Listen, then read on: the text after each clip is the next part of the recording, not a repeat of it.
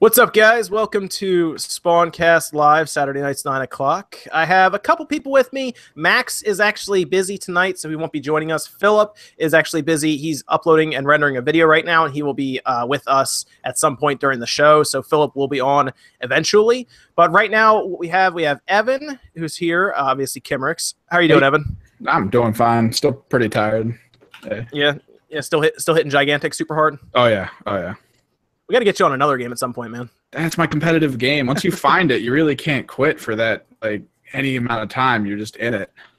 Well, we played a lot. We binged on indie games on the Switch this past week, and then we played one on Steam, Phantom Trigger. So we can talk about all of that. And then we have OJ from Player Essence. How is it going, man? Good, man. It's going good. How are you guys doing? We're getting there. It feels like it's been a long day today. I don't know why, but I mean it's 9 o'clock now. It just feels like it's been like 2 days in a Saturday. So I don't know what the deal is, but it's one of those days. Yeah, it's all good. Yeah. It's 6 o'clock over where you are, right? Yeah. 6:03 where I'm at. I'm in the beautiful Central Valley of California. So yeah, see, that'd be super long. Then it'd be like I'd still have another like 4 hours to go before I even start thinking about bed. yeah, man. But I'm going good, man. It's good to be on again. I really appreciate you guys having me. Oh yeah, absolutely, man, absolutely. Like I said, guys, Philip will join us at some point. We don't know when, so if you see him pop in, it might be kind of weird for a minute because he might be like, "Hello, you guys hear me?" But we'll get back to Philip when he comes in. We'll see how he's doing. But what have you guys been playing this week? Anything good? I've been playing Splatoon 2. I did the Splat. I know. We're gonna talk about Splatfest. Yeah. Has anyone played that game? It's pretty good. Yeah, I've been playing Splatoon 2. I've heard good things about it. Yeah. Have you? I know it's not bad. I think it's doing okay. But yeah, I've been on Team Catch-Up Boys. We rolling with the Team Catch-Up. Oh, your Team Catch-Up? Oh man. Yeah, well, because I let my Twitter followers like pick what team I was gonna be, and it was overwhelmingly like Catch-Up. It was like overwhelming. Really? Yeah, it was almost 70%. They told me to go Catch-Up, and then I went to go play, and literally there was like not enough mayonnaise people, man. Like we were playing against other Team Catch-Up people. It was like. It was bad. It was not good at all. So that's weird. I'm on Team Mayo. That's interesting that there's not enough Mayo people. No, there's just really not enough Mayo people. I saw Terminator Juice, who's another YouTuber. He was like, "Hey, anybody on Team Mayo, come help me. Come join." he was crying out to Twitter for help in a game that's like sold like 2 million copies or something like that. Right. What were you saying, Evan? It's in most games like that. It is a common thing for teams to like split that heavily. I've played a lot of games where they'll have just the multiple factions, but everybody kind of likes that one faction. So I didn't know how it was going to go, but basically confirmed for me that it was kind of what I was thinking. See, I'm like a mayo. I eat way more mayo than I do ketchup. I eat mayo actually almost every day. I think about it because it usually goes in. I eat like tuna fish out the can, like usually like 2 or 3 times a day after like working out or at the gym or anything, and mayo goes in there. So that's it. I don't even take it out of the can. I pop the can, drop some mayo in, and just eat it. So I eat a lot of mayo, and that's I'm surprised. I thought mayo would have had a better chance. That's interesting. You know what? I kind of knew Team Ketchup was probably going to kind of roll it just because mayonnaise, people use it, but I guess I think that a lot of the younger people don't like mayonnaise as much. I mean, I love mayonnaise, but, I can't eat the regular mayonnaise now. I have to eat the veganese. So. Oh, yeah, that's right. Did you get superpowers yet? Not yet, man, but I feel better. I feel better after going vegan, but it's tough, bro. Yeah. Well, it's tough because you got to be really careful about what you eat. Like you can't eat like much of anything like normally when you walk into the store. Man, you got to be real careful. You can't eat anything, bro. Like it's tough, but it's working. It's working. So I'm losing weight. I'm feeling better because I've had some issues, so I'm feeling better, man. But yeah, I mean, I really like mayo though. I like the olive oil mayo. That's like my. It's like my favorite. I don't think I've ever tried that one. I just walk in and grab whatever looks okay, I guess. I don't know. yeah, man. the vegan oil mayo, the veganese, it's not too bad. Yeah, because they have to take like the eggs out, right? Yeah, you can't have any of that. No dairy. I can't have any dairy. So. Oh, okay. So what do you usually have to drink like soy milk, kind of? You can do soy. You can do almond milk, soy milk. You can't have any meat, any form of meat. Yeah, and no dairy. So it's a little different, man, but it's cool. Where do you get your proteins from generally if you can't eat any of that? The proteins, man, you gotta just like, man, what is it like? There's like these potatoes that you get, you know what I'm saying? And then there's like, of course, making sure you take your vitamins, B12, all of that. So to be honest, man, I don't even know where. I just eat a lot of that's just to be real. I just eat a lot of vegetables. I just eat a lot of vegetables. I have some potatoes. I just have like, that's it, man. You can't really eat much of anything. I mean, I'm still learning though. I'm still learning like all the recipes and stuff, and I got people helping me. But yeah, I mean, it's cool though. It's like I've been on it for like 2 or 3 weeks now, man. So you drop weight like quick. I'm sure. Yeah. I'm sure. Yeah. Usually like sugar probably goes along with any of the stuff you can't eat too, so you probably don't eat a lot of sugar then. No, I don't eat a lot, although you can have it, but I don't eat too much sugar anyway. But yeah, man, every now and then you get a crazy sweet tooth once you go vegan though, because it's like you can't have anything else that's like super good, you know. Can you have like the sugar-free pudding that you make with like soy milk? Would that work? I'd have to look into it, because most of the stuff, like if you look at like the back of the label, say like contains milk products, that you don't know like if you can have it or not. So I guess it just depends. But okay. Yeah, that's not bad. That's what I would probably go with, is like a sugar-free, like the sugar-free Jello stuff that you can make, the pudding. Yeah, that actually works really well. But okay, so let me talk to you a little bit here about this Capcom thing that's going on. Man, it was so loud all week about Capcom. Everybody's talking about Capcom because they're finally bringing Resident Evil back to Nintendo. It's been 4 years, I think, since it was on a Nintendo system. That was you have it, Revelations on the Wii U, because you showed it in one of your videos. Mm-hmm. And you even said yourself it didn't do super well on the Wii U. No, it did horrible. Yeah, and so now they're to the point where they're willing to bring it over, because obviously they did well with. I mean, they made a point to tell everybody, well, Street Fighter on the Switch is probably going to end up doing better than Street Fighter V overall when you get into attach rates and everything. Now, I'm sure they've been planning to bring Resident Evil over for a little while, but now I'm curious if they're a little more interested in the Switch as a platform to sell on, just because of how Street Fighter did, like for future projects, ones that are like a year or two down the road. But I don't know if they're going to do any original stuff. We're thinking ports, right? Yeah, I mean, that's what I would think would just be pretty much ports at this point. I mean, because that's just how Capcom is, I was having a talk with Coloco, who's another YouTuber today, and like we were looking down the line of things, and like Capcom, even with like the PS4, right? PS4 record sales, successful, they did nothing. It wasn't until recently till PS4 started getting some big games like Resident Evil 7 or Marvel vs. Capcom Infinite. But for the first few years of PS4, they literally released nothing on that system, just ports. They had like a DMC port. They had like Strider, but that was really a PS3 game, downloadable content, just smaller downloadable game. That was on PS4. But other than that, Capcom just did nothing. They just released ports on the system. Then Resident Evil Revelations 2 launched in 2015 on the PS4 and Xbox One, but that was the episodic. It was a mess, right, when it launched. So really, they did nothing on that system up until pretty much this year, even with the record sales of the PS4. So that's just how Capcom is, man. That's just the studio that they are at this point. They rather spend less. It's sad, isn't it? Like from what we remember back in, I mean, you can go back to even the early 360 PS3 days when they were still making, I mean, that, keep in mind, that was 2005, 2006. That feels like an eternity ago, like over 10 years ago. But they were still at least trying things. But you could tell as games became more and more expensive, they started to do more and more ports. Like it was much cheaper back in the Super Nintendo, the PS1, the PS2 days, and now it costs a small fortune to do a AAA game, and you don't know if it's going to work or not. Mm-hmm. Yeah. And it's obvious that Resident Evil 7, while the vocal minority loved that game, it was super popular online because it's a straight horror game. When you look at the actual sales, it did worse than Resident Evil 5 and 6, and people don't even like 6, but 6 still sold much better than 7 did.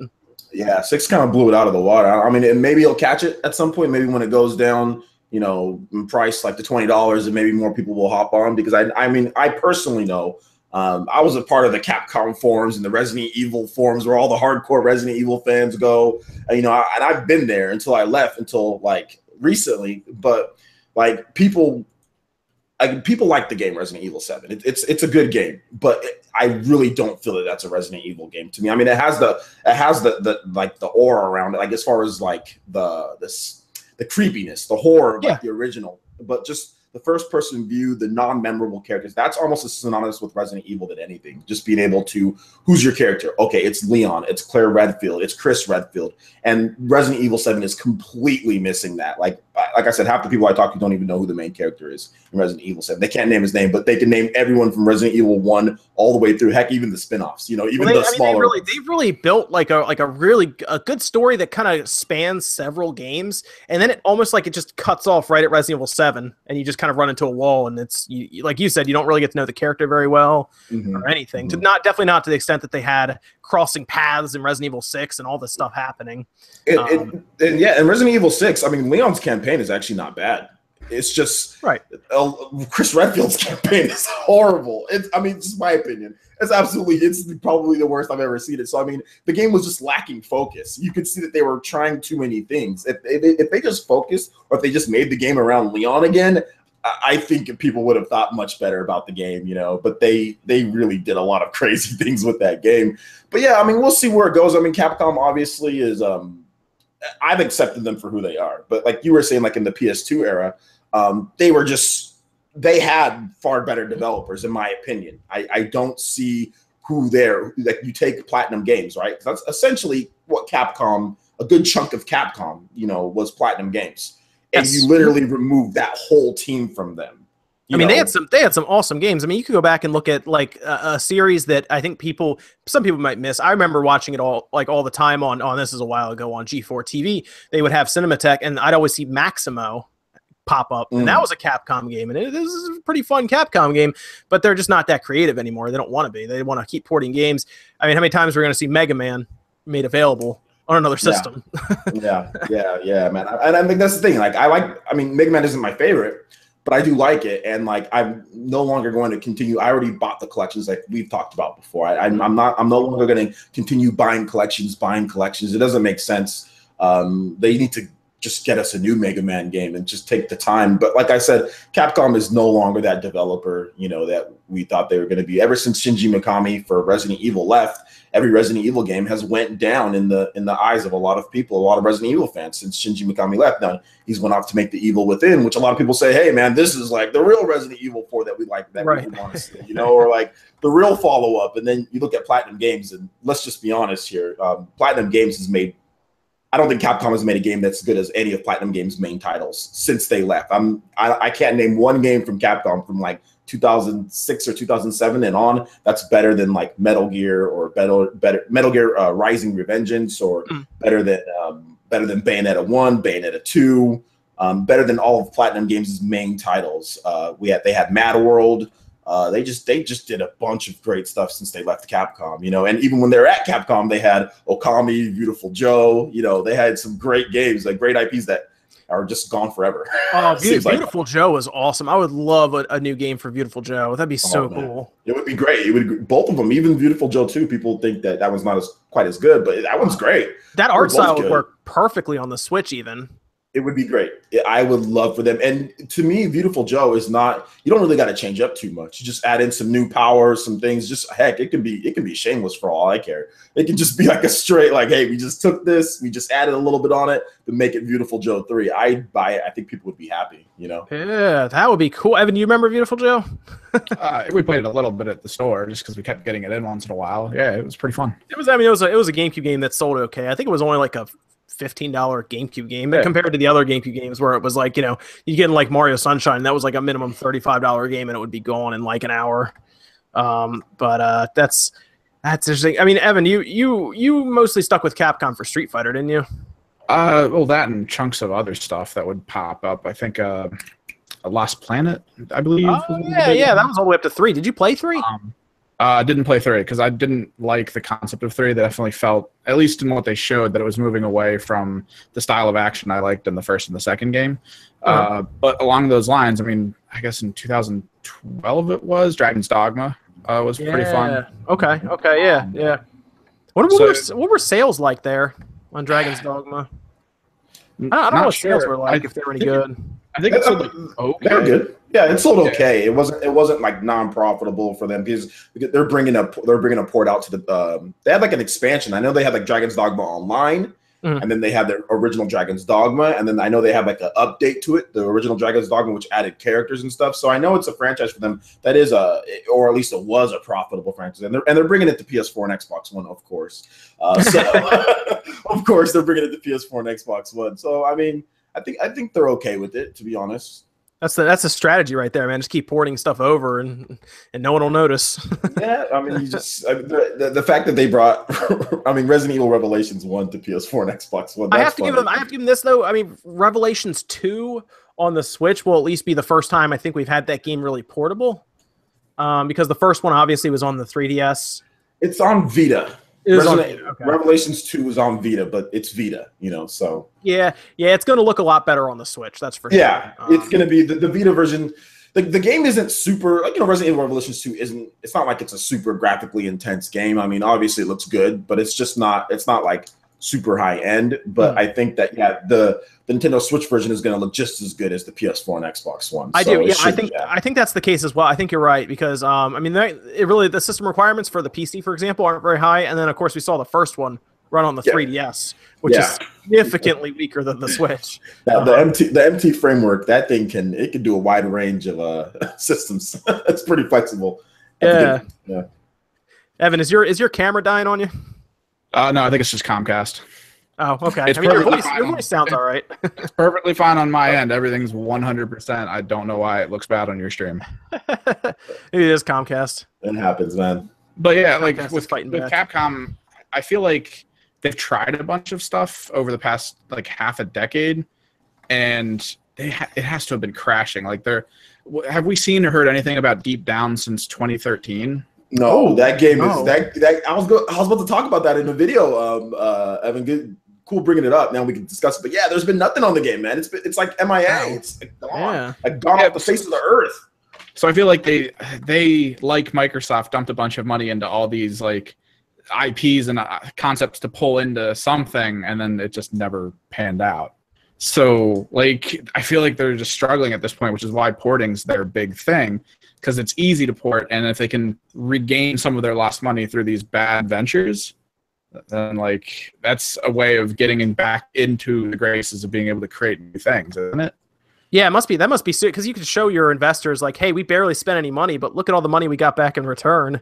Don't be mad at us, kind of thing. I mean, they who knows if they actually want them to even put that kind of money out anyway. Maybe the investors are happy with just porting, get whatever sales you can, and then move on to the next port.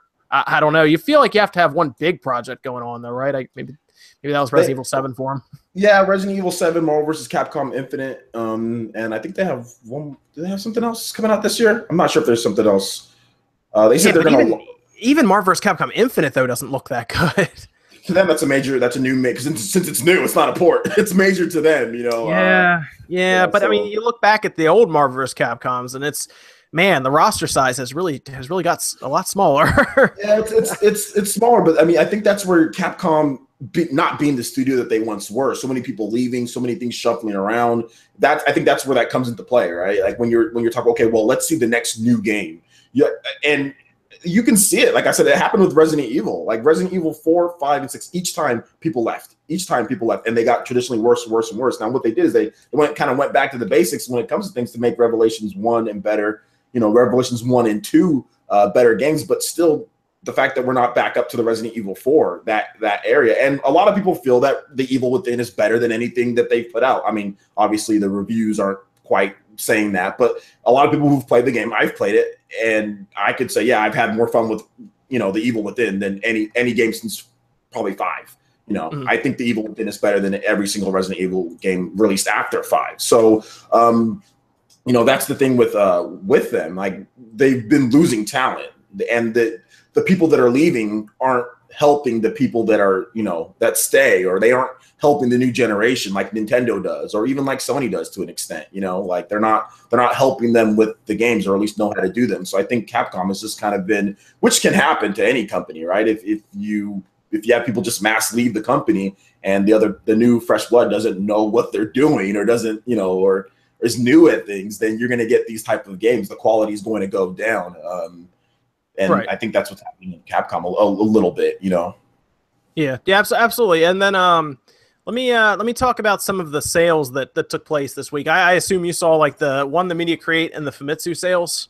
Yeah. Okay, yeah. So you saw that the Switch is still selling very high, which is interesting.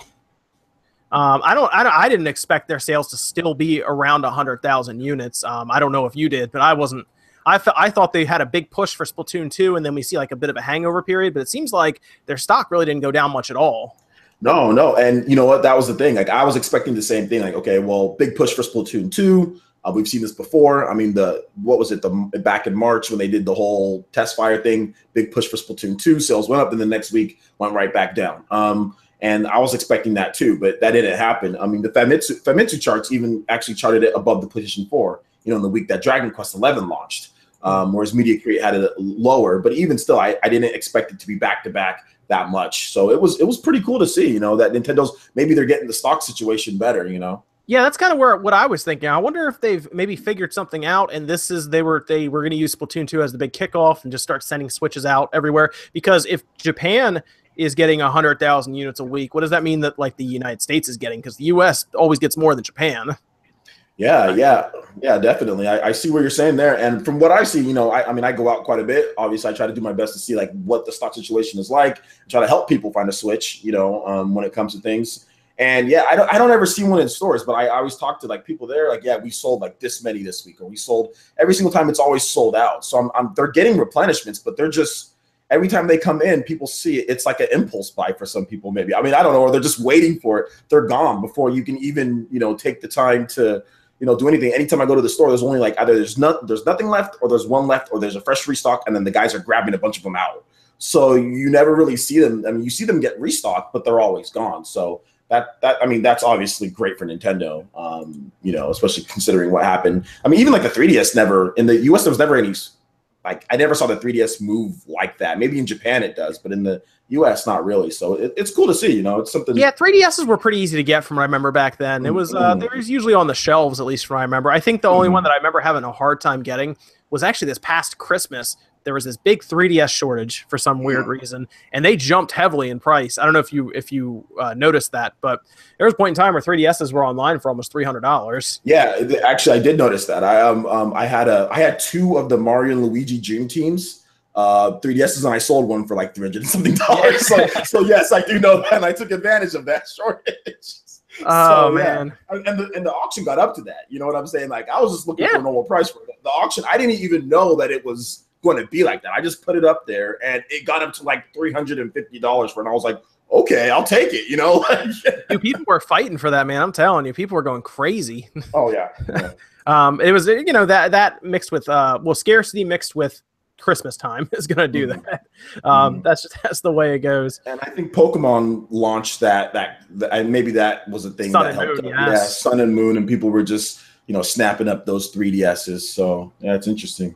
Yeah, it's good. But so Dragon Quest XI did launch.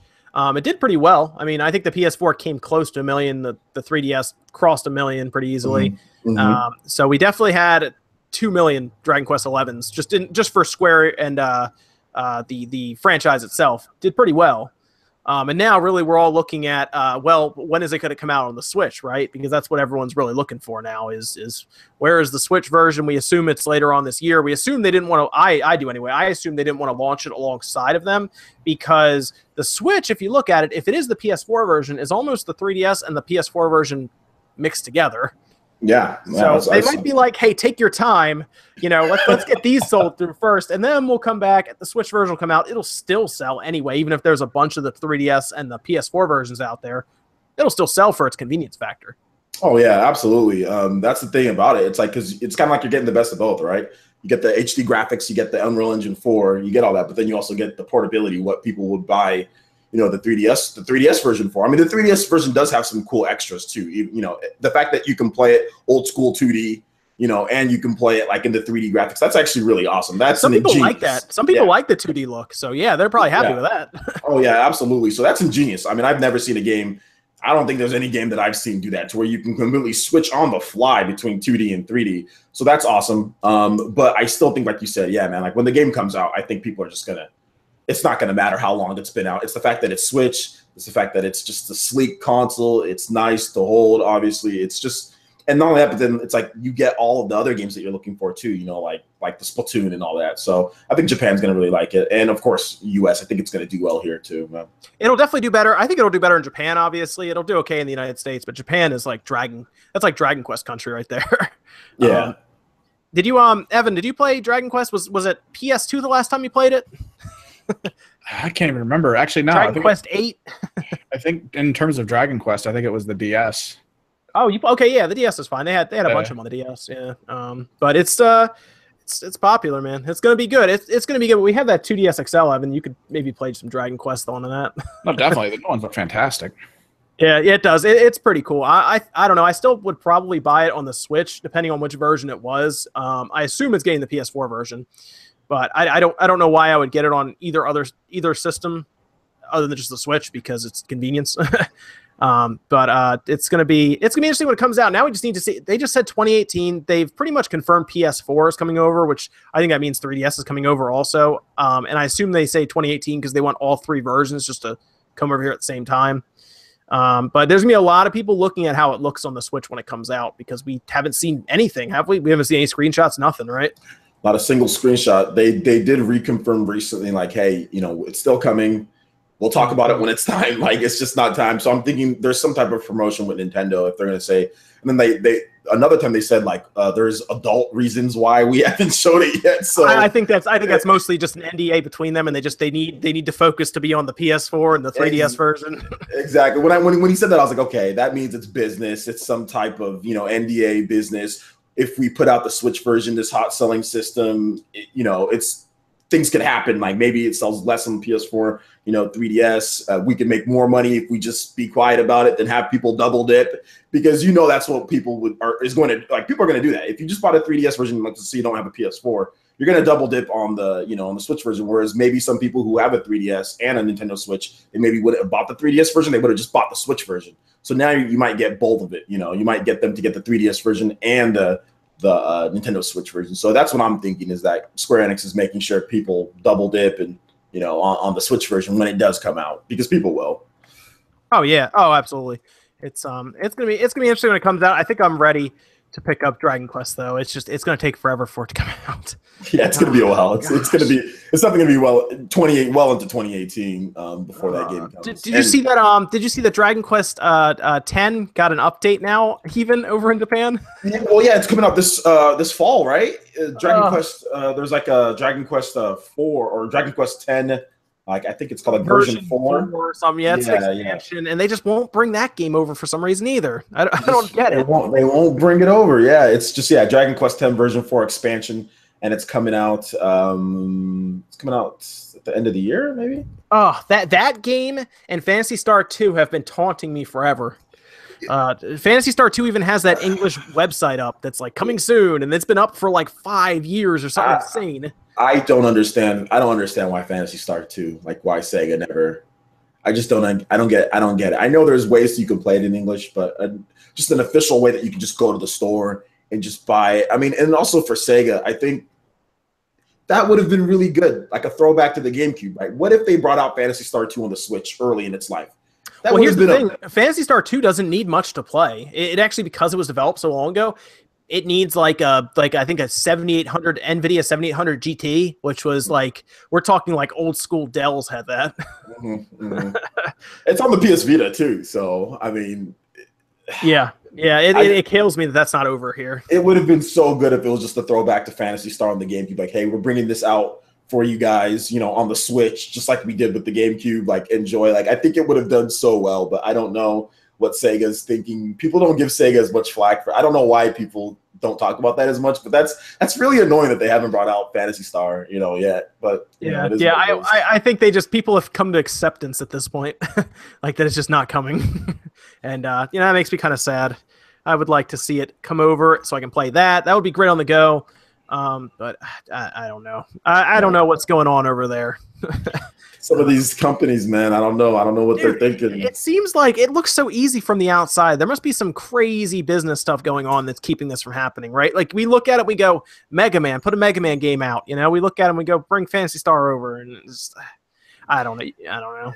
I think so, but I also think, like, from what I understand, the Japanese business like model, like the way that some things work, it's not always the most practical. I guess there was a picture, going around the interwebs of people who worked in Japan, and like it shows two people working and then them carrying like a really heavy wheelbarrow, and like the wheelbarrow has like a square tires instead of round, and then the boss has round tires. Like, hey, do you guys need these? And they're like, no, we're too busy. Don't worry about it. You know what I'm saying? And that's how a lot of people were understanding the Japanese business model. Sometimes when things make the most sense, it doesn't always happen. You know what I'm saying? They're so busy doing other stuff. And the management doesn't just say, hey, I think this would be the best, because there's always a course of action that they've just been doing, and it kind of works. So maybe that's what's going on there. So, I mean, JP Kellums, who was at Platinum Games, liked the photo and retweeted it and said the same thing, And he was at Platinum Games for 10 years, a white guy working in Japan for that long, so. It must have been interesting, yeah. Yeah, so. I would love to go over to Japan and see what's going on over there. Never been there. Well, they won't tell you. I can just go there. I can just go to like Nintendo Japan and see what's going on. I'm sure they'll let me right in. Oh gosh. Oh man. And then did you play any of the indie games that came out on the Switch? You know what? My email hasn't been working. I'm in the domain thing expired, and I have to try to renew the thing. So right now I'm having some issues with my email, so I haven't been able to get any codes to play any of the indie games. So yeah. Okay, yeah. We Evan and I played a couple. We played Slimeson, which is actually a pretty cool game. I think I have that video going out tomorrow, but that game is really neat. Hey, you saw it though, right? I've seen screenshots and all that of it, yeah. But I haven't. It's interesting. It plays kind of like Super Meat Boy almost when we were playing it, right? That's what you were saying, Evan, right away. But even after the first couple of episodes or the first couple of levels, it started to have its own mechanics. So it definitely has its own flavor. So you're not just going to be like level 30. Yeah, this is just Super Meat Boy, but. Yeah, like you'd hold a button, it would slow down time, but then you'd be able to pass through certain blocks. For example, you'd have a dash button, so you dash through other blocks, and the entire time there's like lava coming up. But you'll go around and you'll collect like these apples, and then all of a sudden you can go back to town and start buying stuff with it. There's like a whole free roaming town you can go into, and we picked it up thinking it was going to be like a straight up like level to level kind of linear thing, and it kind of is. But there's like this whole non-linear like home base kind of thing you go back to and start buying stuff. And it was very interesting. The guy even did an AMA over on the Switch Reddit. And he seems like he's really happy with the game being on the Switch. Like he's like super excited for it. Yeah, he's probably an old school fan. I need to get my, I'm hoping I can get my email fixed so I can get some of these codes so I can play them, because they all seem like cool games. I've been watching you guys' Let's Plays of stuff. I mean, it seems like you guys are having a great time, Yeah, we played Infinite. We played Infinite Golf also. Yeah. And you guys played Phantom Trigger. That looks awesome as well. We're going to talk about that because I have a feeling Evan maybe played a little more, but Phantom Trigger looks very good. They're apparently going to send us a code for the Switch whenever they're ready. They're not ready with that yet, is what they told us. But they sent us the Steam code and we played it. And I gotta say, that game's cool. It reminds me of like Hyper Light Drifter. Is it? Do you guys get the same reminds a lot of people of that. Mostly the art style and I guess the game flow of combat. Yeah. But I had no idea the story was actually going to be like a serious story. Like when Evan started describing to me what happens in the game, I was honestly surprised with what's happening. Did you get an idea of what the plot is, OJ? No, I have no idea. I have no idea about the plot at all or anything like that. Yeah, get ready for this because this is going to be something. You probably aren't ready for this plot, Evan. I'm not. Well, I don't know if it's the whole thing is the problem, because it's all very like, is it or isn't it kind of feeling. But the opening is just husband and wife, I guess, in a kitchen talking about breakfast, and the husband passes out, and then he's in this world, which is sort of like a purgatory, just crazy things going on. People he knows from reality are kind of creatures there. And then you're going in and out of him starting to go to treatments for what I'm guessing is cancer. I can't remember if they said it was. I thought that's what they said. It was like an experimental treatment for something. And I thought they said it was cancer. Yeah, and then he basically he's going in and out of this world between treatments supposedly, but he's starting to forget things in the real world, but then he's bringing information from the world he's in back there. So you don't know if he's crazy or if what he's seeing is real, and he's just fighting through just these insane levels. Yeah, it was really interesting because you said that one of the flashbacks said the reason he's doing this experimental treatment is because he can't afford like the good treatment, so he has to take like an experimental cheap way out kind of thing, right? And because there was that flashback where he's sitting there talking to the doctor, and they're like, "I can't afford that. What else do you have?" And they're like, "Oh, well, there's something else you can try." Yeah, so he's doing something that's new, that's never before been seen. So maybe it's like a side effect that's going on, but you're not quite sure. Yeah, so he's essentially testing it for them. But man, when I heard that story, I was like, wow, that's way deeper than what I thought it would have been. And I did talk to Tiny Build on Twitter, and it is being designed in Unity. So it's going to be interesting because we've seen like Unity is a weird programming language, or at least engine that we've seen. Even on like the PS4 and the Xbox One, it has issues. Like we saw with Ukulele, for example, and they had to patch it, and then it worked better. And then we see it like with Overcooked on the Switch, where it has issues, and Mr. Shifty has issues, and they have to patch it, and then it works better. It's very odd, but apparently Unity works fine. It's just it has all these weird like performance issues at times. Yeah, and even with like I am Setsuna, they weren't able to get that to 60 frames per second at the launch of the for that game on the Nintendo Switch. So even that was having some weird things going on. Like that game should have just been 60 frames per second. There shouldn't have been any issue. But yeah, man, I don't know what's going on with Unity. I mean, you're right about that. It's about like I don't know have you talked to any developers that say anything about Unity as far as what the programming language or? No, I remember. See, when Unity was like in its infancy, way back in the day, we went. Evan, do you remember we used to go to Wilmington College over here, and they had a game design course that they brought in, and they ended up teaching Unity to everybody? Yeah. The guy was so excited about Unity, but he kept telling me that it was like it's not set up for like big games. It's definitely a good stepping stone to get to like where you can program for bigger games. And he was convinced that it would never turn into like Unreal or anything like that. Like we wouldn't see commercial games. And fast forward years and years down the road, we're seeing commercial games. So it makes me wonder if maybe there's something going on in the background with that kind of engine that keeps it from being like perfect. It's possible. I mean, they probably don't program it. They probably try to program it for everything, and in essence, that makes it not work for everything. Just because you'll have someone will be like, let me use this sound on the Switch, but that sound driver causes a problem or something along those lines. Yeah, I don't know. I might try to talk to some of the developers about that, see if I can get somebody to get back to me. But when we were playing Phantom Trigger, I was like, I feel like this is Unity, and then I wasn't sure, so I sent a message, and they were like, yeah, it's a Unity. Tiny Build, let us know. But I think only like 2 or 3 people were programming Phantom Trigger, so it's not like a ton of people apparently working on it. Yeah, Mr. Shifty only had 2 people on it. Yeah, so. Isn't that amazing? Jeez.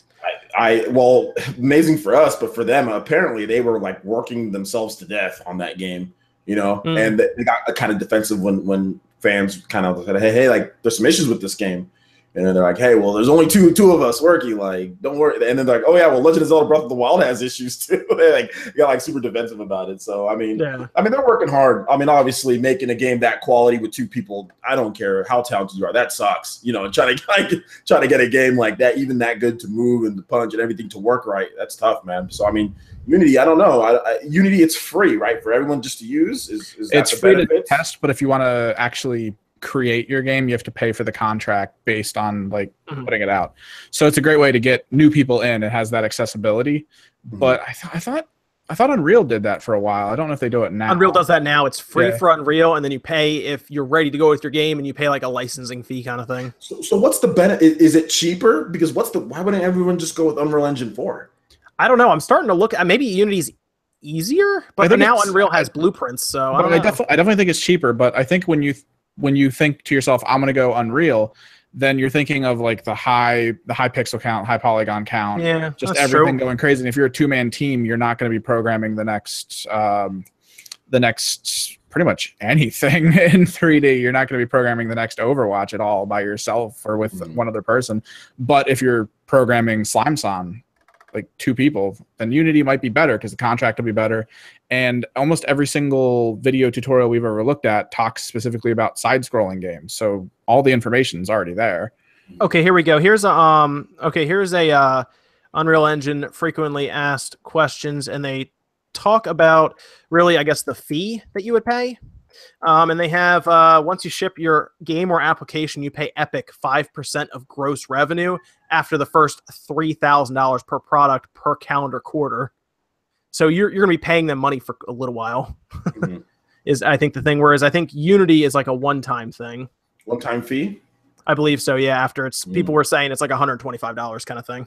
It's probably per game you put out too. Like, yeah, that's what it said. Yeah, for license on a game. And then they were talking about if you go like super, I guess, commercial where you're like printing games on like physical media, they might have to talk to you about actual licensing thing. But I think if you stay digital, it doesn't count for that. That's probably why we see a lot of Unity games that are digital.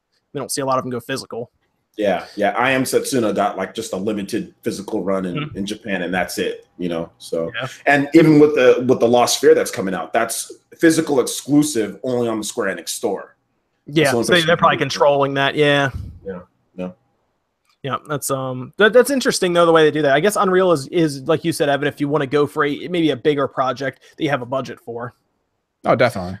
You definitely don't want to get to the end and be like, well, we can't afford the licensing fee after spending, 8,000 hours developing this game. So I can kind of understand that a little bit. Yeah. But that's great. So yeah, I guess we're just going to see more smaller, like little games, do that. I don't really think we're going to see a lot of big games with Unity. I guess, actually, I guess Ukulele was Unity, wasn't it? Yeah, Ukulele was Unity.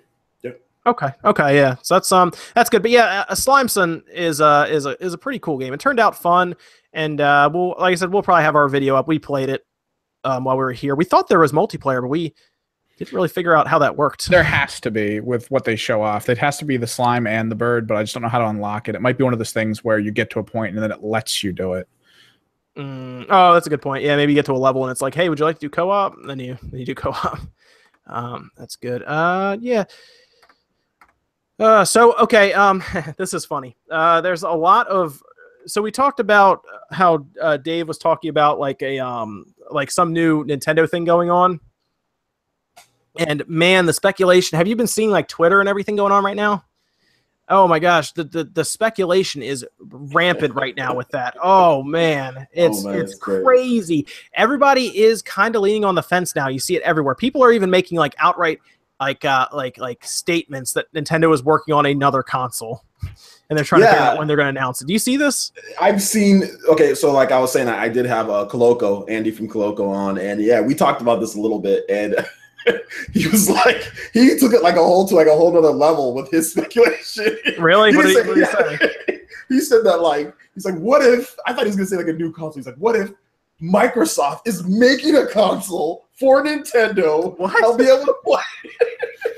I'll be able to play everything. And I was like, I don't know if it's going to go that far. He's like, I don't know, dude. Like, so we had a good laugh about that. But yeah, the speculation is going pretty rampant, but I think it's fun, man. I mean, I think at times like this within the Nintendo community, because I've been on YouTube Nintendo community for a while now, and it's fun. It's fun. The system's doing well. Obviously, developers are starting to put more on there. We actually have games to play frequently, and having stuff like this is actually really cool. I think it's great to talk about things as far as what's this mystery thing that's going to happen, So it is definitely exciting to like wait for and see what's going to happen, because Dave has hyped it up pretty well to where I'm expecting some massive announcement to happen. If it is really cool, it'll be neat to see how the fallout happens there. Maybe it is. What if it is another system and it's like, whoa, what do we do now, kind of thing? Yeah, I mean, or what if it's a crazy partnership? Yeah, the only thing that I can think of if it's going to be like a new system is like a new Nintendo Switch. Yeah. Mm-hmm. Oh yeah. But like a Switch Slim, even though it wouldn't be slim, just to have new hardware in it, so they don't have to deal with buying the memory chips that they're having so many problems with. Yeah, I mean that's what I would think. Is like it's gonna, or like a supplemental computing device, like a dock. Like I don't know if that's even possible, but or something that you plug into the USB, or some type of dock that you put in and maybe boost the power of it. I mean, I don't know what they can do. I'm just like, hey, just bring the games. Whatever new hardware, whatever this stuff, just bring the games so we can play the games. That's what it comes down to, at the end of the day. So maybe they're still trying to figure out how to I guess entice like third parties, because you get those third parties who do make it vocal that I wish the Switch was a little stronger. Maybe that's what they're thinking. Maybe they're like, well, how can we get them in? And maybe you're right. Maybe they're like, well, what if there's a supplemental compute device that they need? But then that's the thing, we would need it, right? Yeah, we would need we would need it. And then that splits your fan base, right? That splits the market when you do stuff like that. Like Nintendo and Sony were even cautious of splitting the market when it came to a dual analog controls with the DS and with the PSP. I think that was one of the reasons why they never did it on the PSP. It's like, oh, well, split the market if you do that. Make a dual analog PSP. So. Yeah, we'll see, man. We'll see what happens. But if they did do it, yeah, it would have to be required. Yeah. So the only other thing I could think of is something with VR, but I don't know. That would be. I mean, they could do some really cool things with VR. I will say that because of the Joy-Cons and everything, right? Yeah, the Joy-Cons. They could obviously their IPs are awesome for that. Like, can you imagine Metroid in VR? Whew, that would be something. But like, even if you just walk around like the castle in Zelda or stuff like that, like there's a lot of cool stuff, cool settings they could put you in for VR. Star Fox even. Oh yeah, that would be interesting. It would definitely be interesting. I'm not a VR person, but that would definitely be interesting. Like if they did do something like that, especially if they get it out and make it like affordable, right? Like not like if you get a PlayStation VR, it's expensive. It's not cheap. Like if you don't have anything, it's like $500 just to pick it up and go, and then you need the system, obviously. But it's not cheap. Or if you get an Oculus, which by the way, the Oculus has gotten very cheap. It's like $300 for Oculus, but then you need an $800 computer minimum, and the entry point to VR is so expensive. It really is. There's a reason the best-selling VR headset is the Samsung Gear right now, because it's cheap. It's very cheap, and then people can subsidize their phones. If you can figure out a way to subsidize VR, maybe, but you pay on your phone $30 a month for the next 2 years, and you get it for like $50. Yeah. Yeah, definitely. But it's really tough to do that. So, man, I don't know. I guess it could be anything. That's the thing right now. Nintendo gets so creative at times. Who knows, right? It's like that. You don't know what it could be at this point. Yeah, I just wish there was a little bit more of a something that we can go off of, but there's nothing. But something that we can go off of. Mm-hmm. We got another young man who joined the podcast here. What's up? What's going on, everyone? Dude, Philip's in. I'm here. Sorry, I'm late. I saw your video. I got the notification for your video, dude. Yeah. I was running late, working on it for a while, so I wanted to post it before I got on the SpawnCast, just to make sure that I was getting content out on my channel. But and then I hung out in the comments for a couple minutes, jumped in here. So. Oh, I got you. Yeah. Make sure yours was what was your video, real quick? It was the new top Switch 5 games, right? Yeah, top 5 new Switch games of August. Okay, yes, everyone needs to go check that out. Top 5 Switch games in August. Very good, very good. Cool. Awesome. What are you guys talking about? What's new? We were just kicking around some of this weird Nintendo Switch talk with this big announcement that's coming. Nice. So I can't. I've talked to Dave and he won't budge on anything. So I was gonna say the Dave thing, huh? I poke him now and then, just like, hey, you got anything new? And it's like, no. He did say all of his videos are done though, I believe, and he's waiting to post them. That's very interesting. So he knows everything then, apparently. If they're all done, then he knows. He put out on Twitter that they were all done, and then he's just waiting to post them. So he's waiting for stuff, I think, to happen in the world. I'm staying optimistic about it. He was right about the Metroid thing. I'm sure you guys already mentioned that. So, I don't know. I feel like he's not, he's got some credit to him. So I don't think that he's completely, wacko or anything like that. No, absolutely not. Absolutely not. He's definitely got some credit. He's got some credit to him. So at this point, we can just wait, right? Obviously, he's excited about it. He's, it's really hype. But Philip, do you have people are starting? We were talking about crazy speculation. What's your crazy speculation about what this thing is going to be? Dude, we've heard you can't get too crazy, man. We've heard someone said Microsoft is building a system for them. Somebody said a Nintendo phone. Oh my goodness, I don't know. I was actually thinking about this the other day, just personally. Just sitting around wondering, what could Nintendo make next? Like, what would blow everyone away? And what would people want? Most of all.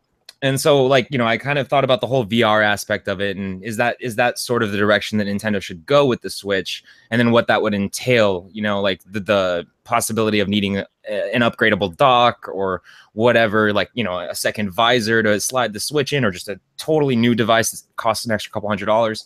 Who knows? I don't think it's going to be VR, though. That's the bottom line. I think if we see anything, I think it could possibly be the announcement of a Switch Mini, honestly. Okay. That's my guess. I know that's like a shot in the dark. I'm not at all confident about it, but I think if it's anything, be hyped about that. But with Dave, because Dave is hyped about this, so I'm thinking it's going to be like a Switch that transforms into like a more powerful Switch that can later transform into a more powerful Switch. Like, would Dave be hyped about a Switch Mini? I'm not sure if he would be, and apparently he's hyped about this. You know? I think Dave would be more excited for something stronger, right? Like more hardware. Maybe they have a Switch Mini and then they have like a PlayStation TV version of the Switch or something. Like all at once. I don't know. Yeah, that'd be interesting if they went the other direction and made a version of the Switch that was home console only, and it wasn't a portable, and it had a bunch of extra power in it, so it could go like full 4K. You wouldn't have to worry about compensating any power for a handheld system. They would pretty much have to make it though, so that the Switch cart could work between either one. Is what they have to do. So if they could figure that out, where you put the cart in either one and it works, then they haven't technically split their player base then. Right. And they did also, do the whole new 3DS thing. So they're not afraid of doing something like that. Again, I guess. So that does make a lot of sense to me. I could see something like a full home console version of the Switch just to sort of appease home console players and make Nintendo look more like a powerhouse system for Western audiences. Yeah, no, that would be really big if something like that happened. But as long as they make it so it all works the same, like across the board, maybe just one is a better resolution, and then everyone just has options. I really don't see how that's a bad thing, because then you do lose your marketing touch with it, right? You can't really call it the Switch anymore. It would have to be called something else. I don't really know what they'd call it either. So I don't know why they would do that, because then you just lose all of the great marketing and campaigning that you've done with the Switch. How you can easily, put it back and forth. I mean, I would think that if they're going to do it, they'd have to just do like supplemental computing. Like there'd have to be something to where it's still like switching back and forth, like otherwise you can't call it the Switch, because you don't switch anything. It just sits there. And also I don't think Japan, obviously that wouldn't be a good idea for Japan. It would flop, I think. Nintendo has kind of done things like that. Like where they have like a GameCube that was like, played DVDs. Yeah, so they've done stuff like that, and people are just like, nah, we don't like that. I think it was the GameCube QD or something like that. Yeah, something like that, to where Nintendo said, okay, well, PlayStation is doing great because DVDs, right? So we'll do it too, and then it was too late. Yeah, I mean, 64 DD was too late too, but they tried the disc drive thing. Heck, that thing had online too. Like you can go online with it, so. They made the better move when they had the GameCube drop to $100 towards the end of its lifespan. That was one of the best things they could have done, and it helped sell a lot towards the end of its lifespan. I think it was still profitable at $100 too, wasn't it? I think it was too, because they didn't have like the obviously the hardware was older, because we were getting to the point where the 360 was going to come out. And it didn't take large DVDs or anything. It was using like those mini DVD sets. So it was I believe it was profitable at that time too, at $100. They were probably just trying to get as many as they could out before they had to bring the Wii out. You guys remember that Panasonic like GameCube thing that they came out with? Was it Panasonic? Yeah, that's what people are saying in the chat. Panasonic Q. That's what the chat. Oh, okay. Yep. Yeah. That was interesting. Was that Japan only, or did that come out in the West as well? I was looking for one of those at one point too. It's a hybrid version of the GameCube. Oh, I forgot how weird it is. It looks so weird. It was officially released only in Japan.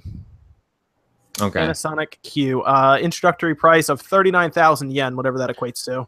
I want to see you take one of those things apart. That would be I would sweet. Like to as well. How much do you think those things are? They're expensive. I know they're expensive. Yeah.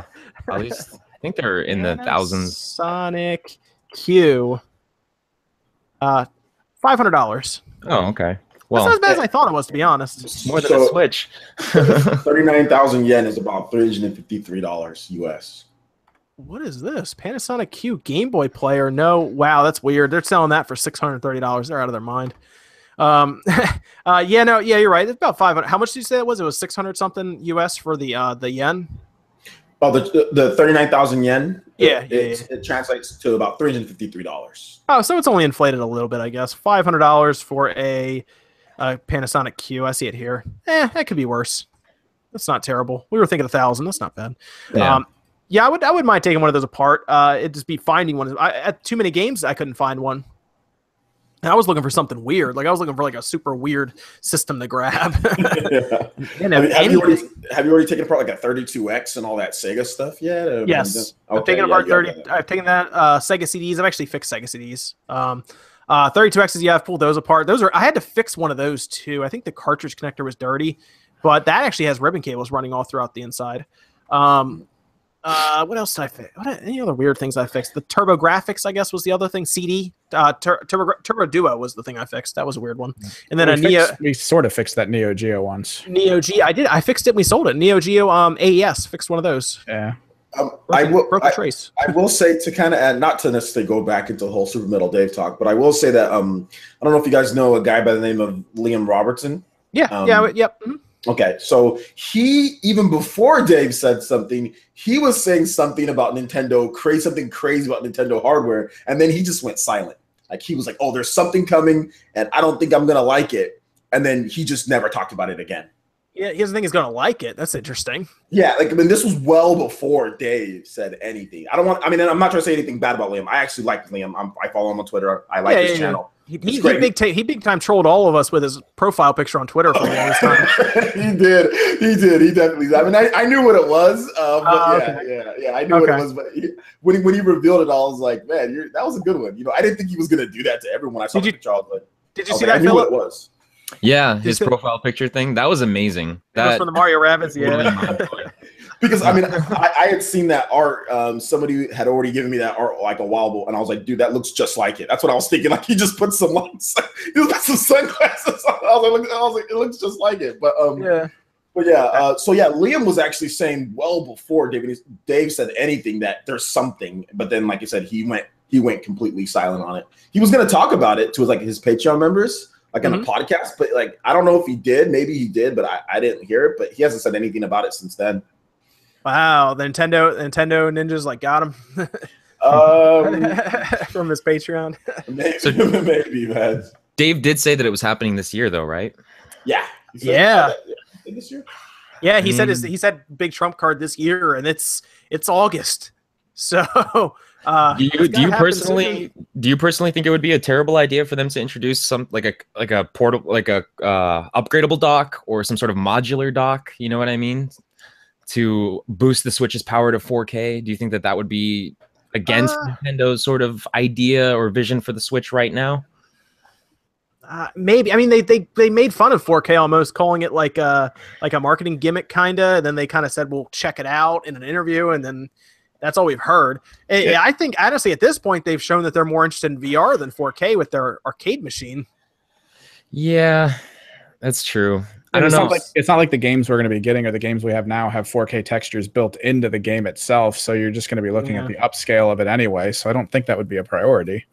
Man, it's tough. I don't know what other hardware we'd get. That's what you run into. You're like, okay, VR hardware or more powerful hardware.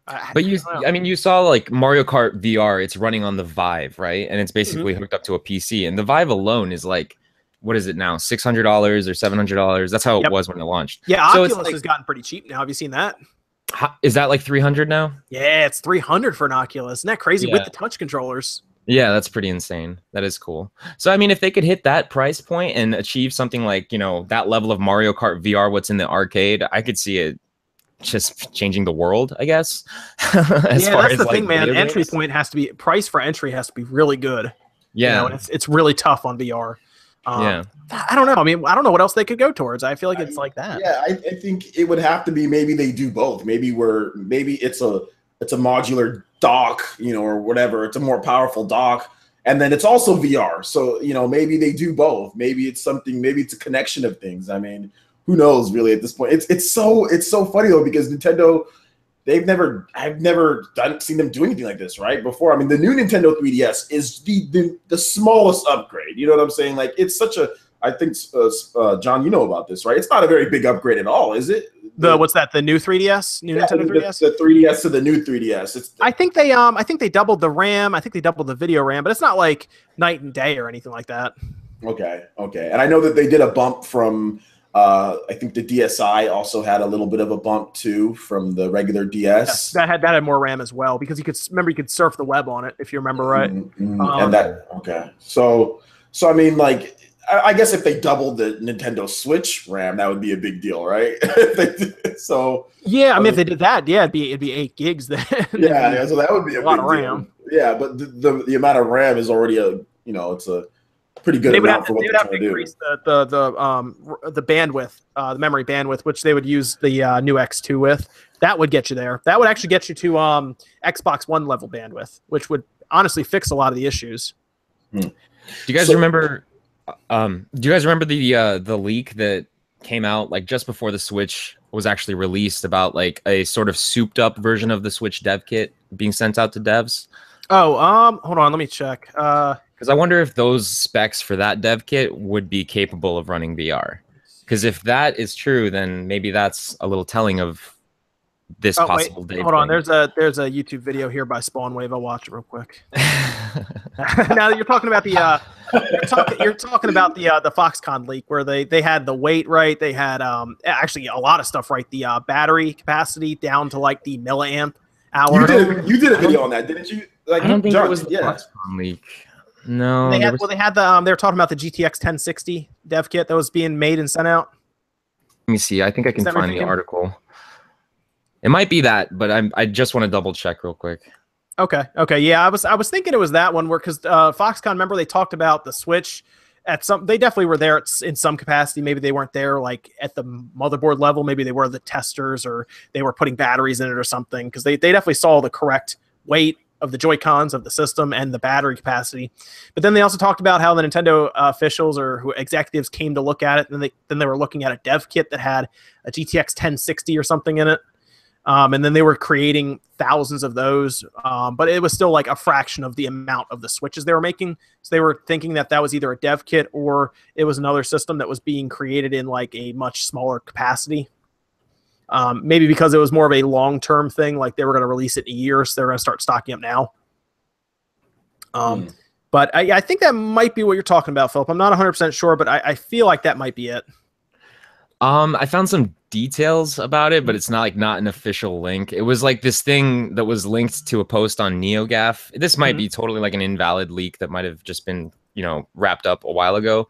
But I did a video on it back in January, like when I started my channel.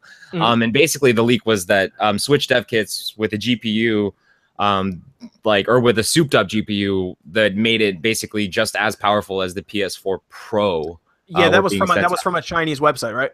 Yeah. That's the Foxconn leak. Oh, is it? Okay, wow. We call it the Foxconn leak because it took place in the Foxconn factory, allegedly.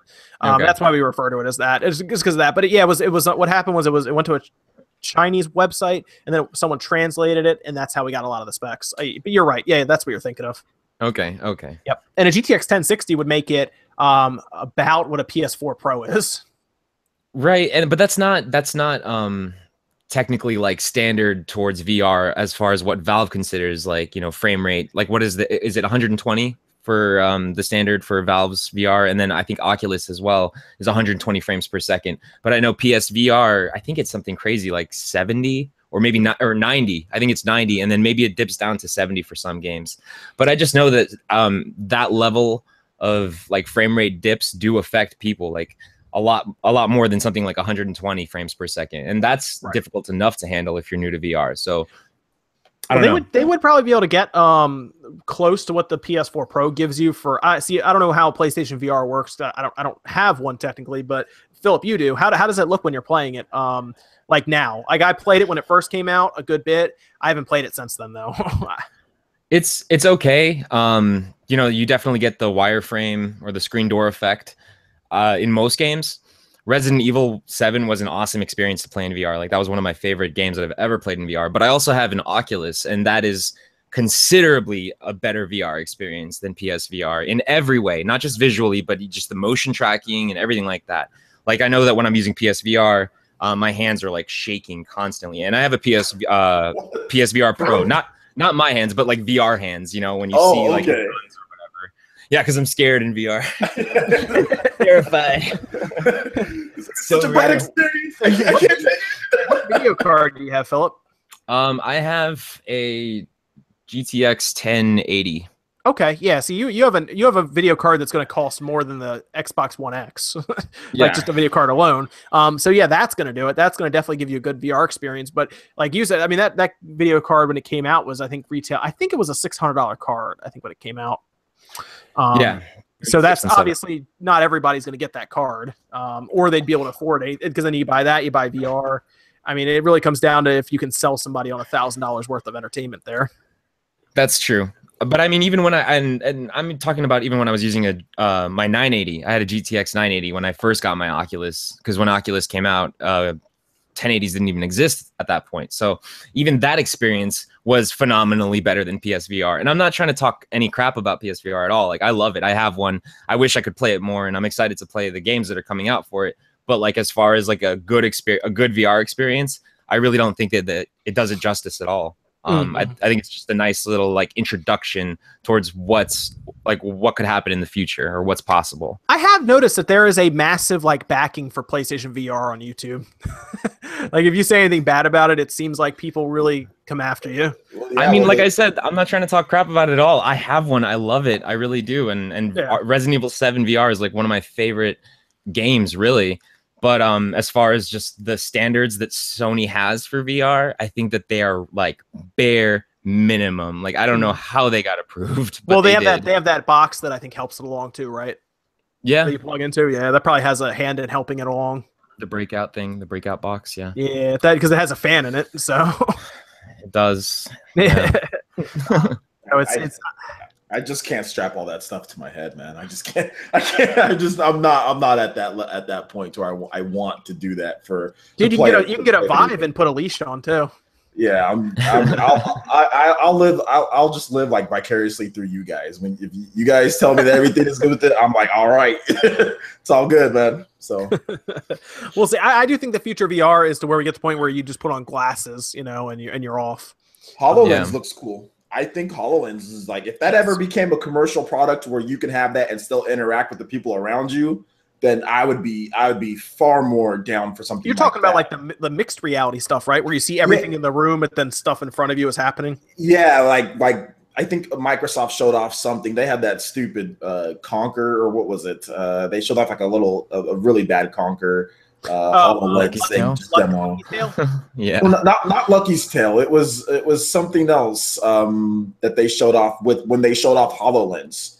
They showed off the actual like dude from like Conquer Squirrel or whatever, something like that, and they showed him and running it like playing with the HoloLens, or just like having a game there, and in addition to like other stuff, Minecraft HoloLens.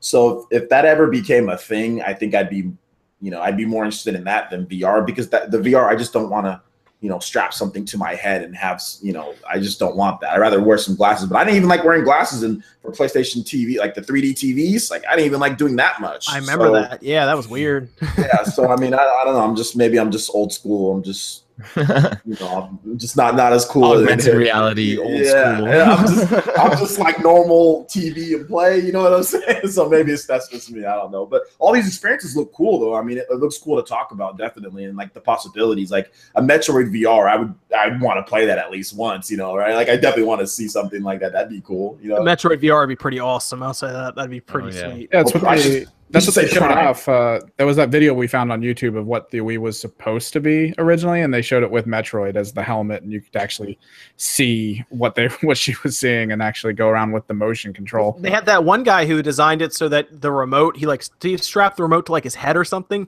and it would like track it when he moved around with it. The Asian guy, right? It was, I forgot what his name was, but yeah, man. Like it would be cool. I mean, just to have something like as an option, I think that'd be kind of cool. But they'd have to show something that was like that I'd be like super interested in. There's nothing that really that like software wise that I'm not like, okay, I have to rush out to get something like this, Yeah, I totally agree. I could totally see Nintendo going in more of an AR direction than a VR direction, and that would go towards more of their sort of vision of keeping people together and not like isolating people, keeping people like on the go, and sort of like letting you be able to communicate with your friends. And what sort of just kind of crossed my mind, or a thought that just sort of crossed my mind, was, what if this thing is augmented reality, and it involves the Switch, but it's like a headset, and instead of like something that closes you out, it gives you a view of the holographs that you could see, like the HoloLens does, but you could only see what's reflected off of the Switch. This isn't a Switch; it's my phone. But this is the Switch Mini. But like, so like, what if you put your Switch on the floor like this, and you had a pair of glasses that could see augmented reality, and you know, the Switch is on the floor or on the table, Joy-Cons are slid off, and then you're looking at the Switch, and then you could see like the holographs. The Switch is projecting the holographs like a QR code would. You know, so I could see something like that happening. That would be interesting. Yeah, but I don't know if that would get Dave telling us over and over that it's something amazing. It's just AR. I mean, they did it with the 3DS. It was interesting back then, but like, would imagine that playing Mario to freak out like that? You know, but in AR, I don't know if it would be any better if it just comes up as like a chessboard. But then I guess you still have to use your controllers anyway. Dude, to be fair, at Apple's keynote, they made like a massive deal that their augmented reality exists with the iPhone now. Like, we hadn't been playing Pokemon Go like that the whole time. Did they just download Google goggles? Like, what? That would be awesome. No, they were made like a big deal. Like, there was like a cup on like the table or something. And it was like, we've been doing that with Pokemon Go this whole time.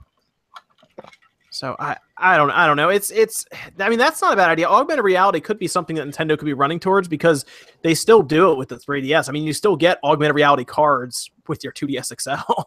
So, yeah. I mean, you've been playing that, Philip? You've been using that thing? Yeah, I have, and that's why I thought like maybe it's a Switch Mini, because it's awesome. It's so cool having like a little thing like that you can just so easily slip in your pocket. You know what I mean? I really do see the dichotomy between the Switch and something like the 2DS XL or, you know, the 3DS XL. It's really a lot smaller. I mean, there's no doubt about it. But you know, at the same time, the Switch is way more powerful, and it's got all the new games, and it's what everyone wants to play. So, you know, it would be cool if Nintendo did eventually release, like maybe in a year or two from now, a Switch Mini, you know, just to sort of fit that form factor and go full handheld, I guess. Did you play what was I gonna say? Oh, did you play Retro City Rampage at all? Yes, I did. Yeah. I did a review. Like that? Is that the first time you played it? It wasn't the first time. It was the first time I actually completed it, though, which was crazy. Okay. Yeah, I like just one run through. It took me like 7 hours. But I played it a little bit on the DS or the 3DS. So. Oh, okay, yeah. That game's been on like every system, but it's it came out on the Switch finally. But it's a good game. If you don't have it, I would pick it up. It's a fun game. It's been around forever, but it's a fun game. Yeah, it's been around definitely forever, but it's cool to have like a retro style open world like action game that you can just jump in and out of, you know, like I really like that about the Switch, is just 5-minute play sessions if you have time. So that's the big thing. You throw it in sleep mode with the game in the background, you come back and you play it more. Like it's pretty awesome for having to put it down. You can do that all the time. So it's like a YouTuber or a podcaster's best friend for the most part at times, you know.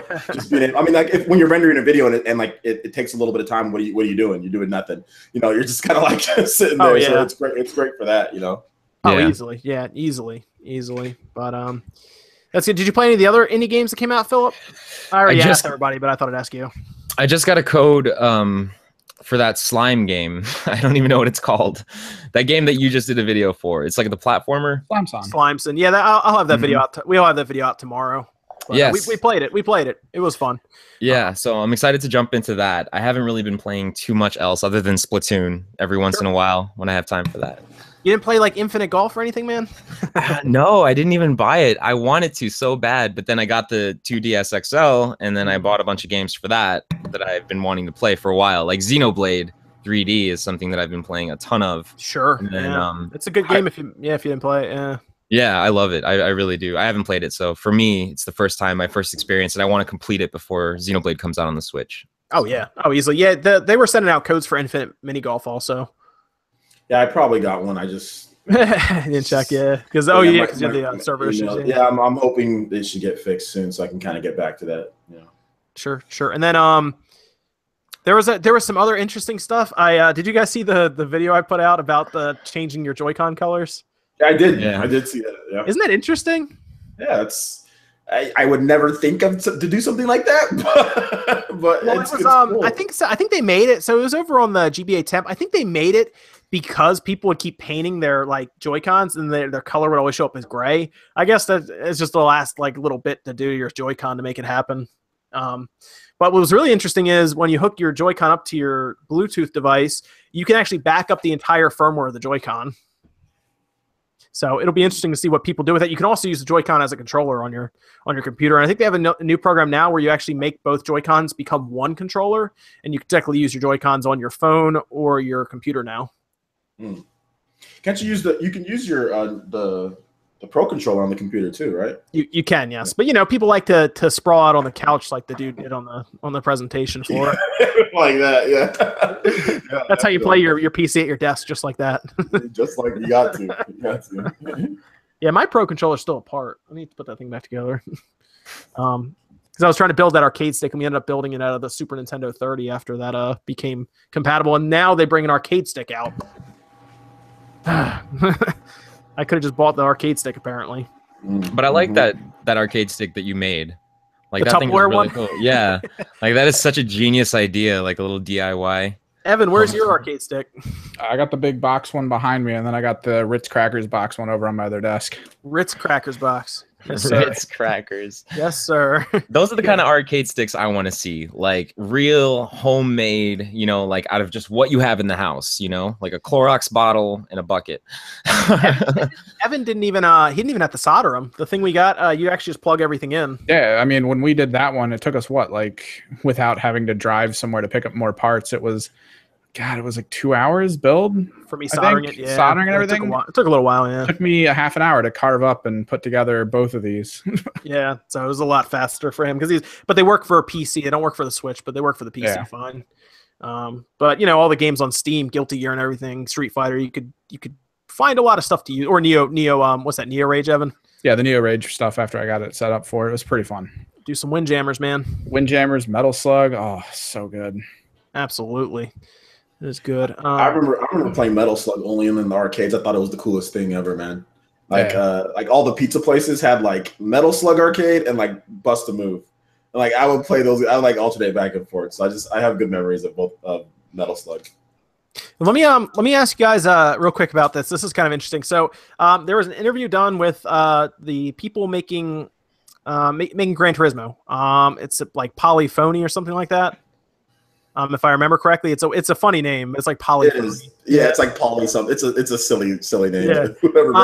But they were I think it was Finder.com was having an interview with them, and they mentioned the reason. So if you guys don't know, Gran Turismo Sport has been with the works for what feels like forever, right? Like we've been waiting for the next Gran Turismo game for a long. Well, I mean, how many Forza games have come out since we've heard about Gran Turismo Sport coming out, right? At least two minimum. Yeah. Two. Yeah. Like there's a lot of people who really like Gran Turismo, and they've been waiting. And Forza has kind of taken over the simulation racing genre, right? I mean, that was it.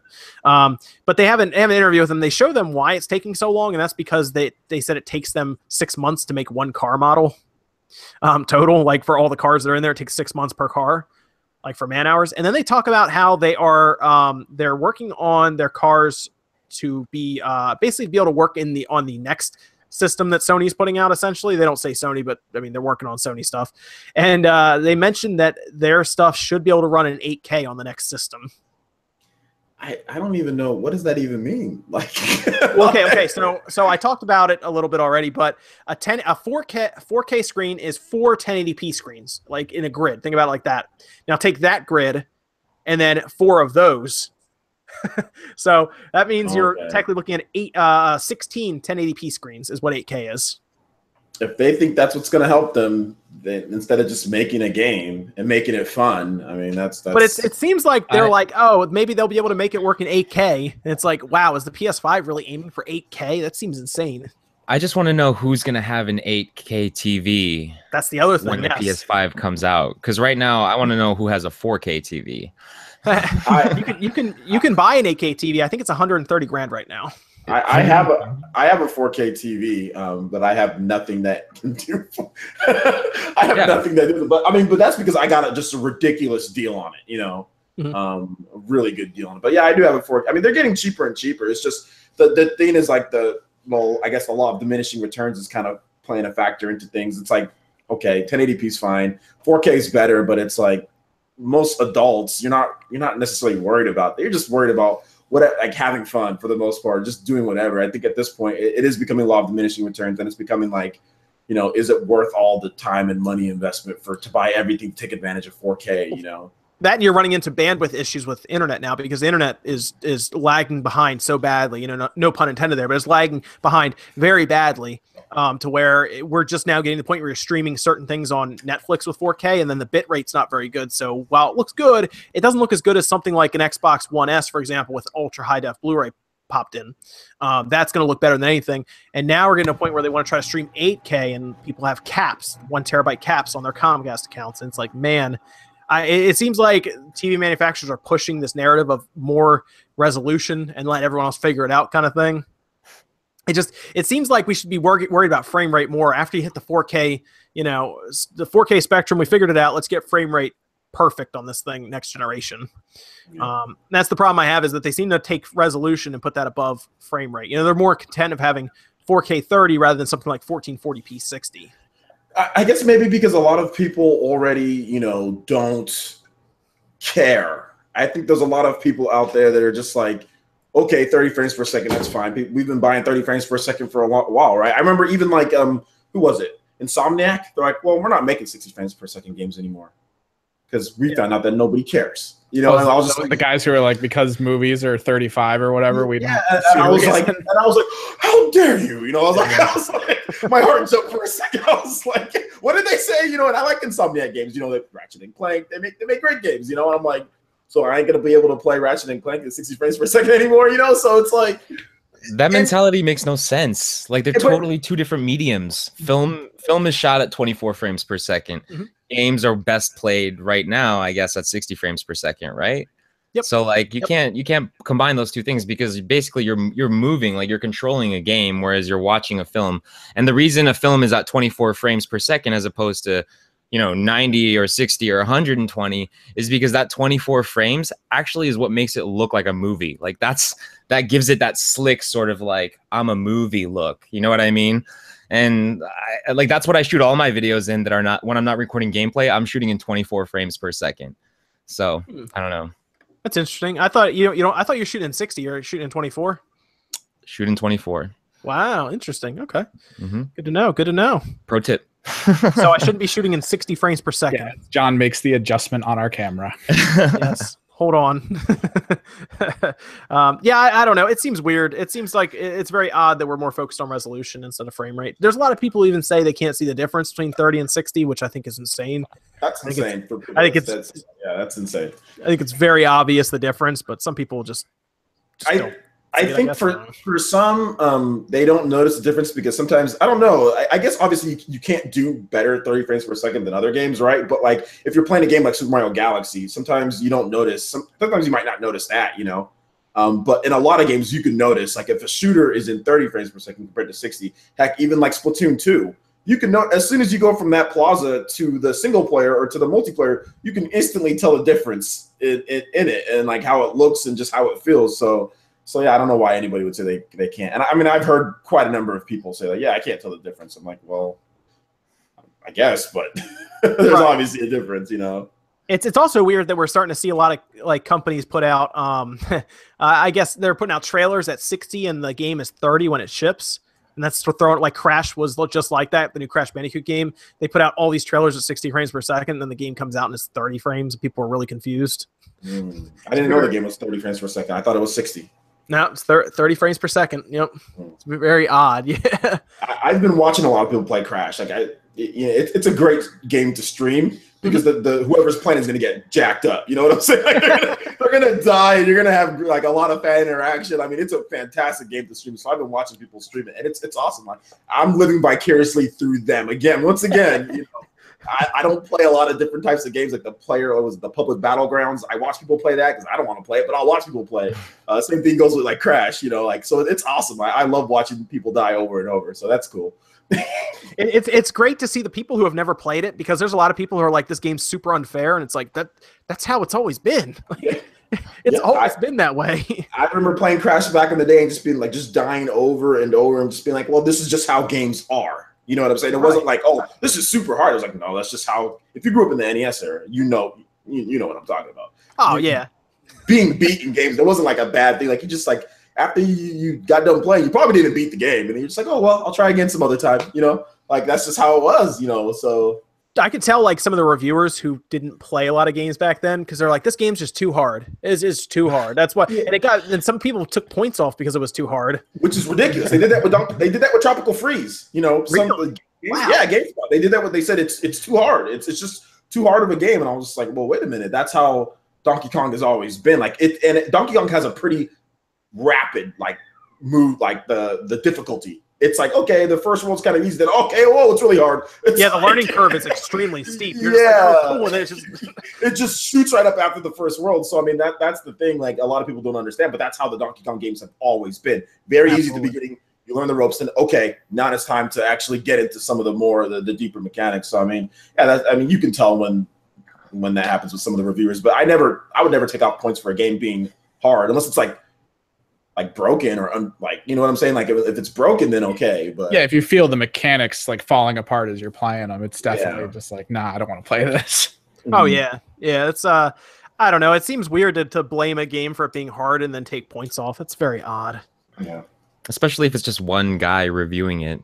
It's too hard for me, so I'm gonna make it a 9 and not a 10. You know what I mean? Like, usually they go lower. With Donkey Kong, they went to a 6. They gave that a 6 out of Tropical Freeze, which is, a lot of people consider that the best, Donkey Kong game out there. As far as or at least one of the top 3. Yeah, it's definitely up there. The boss fights are great. The levels are really interesting.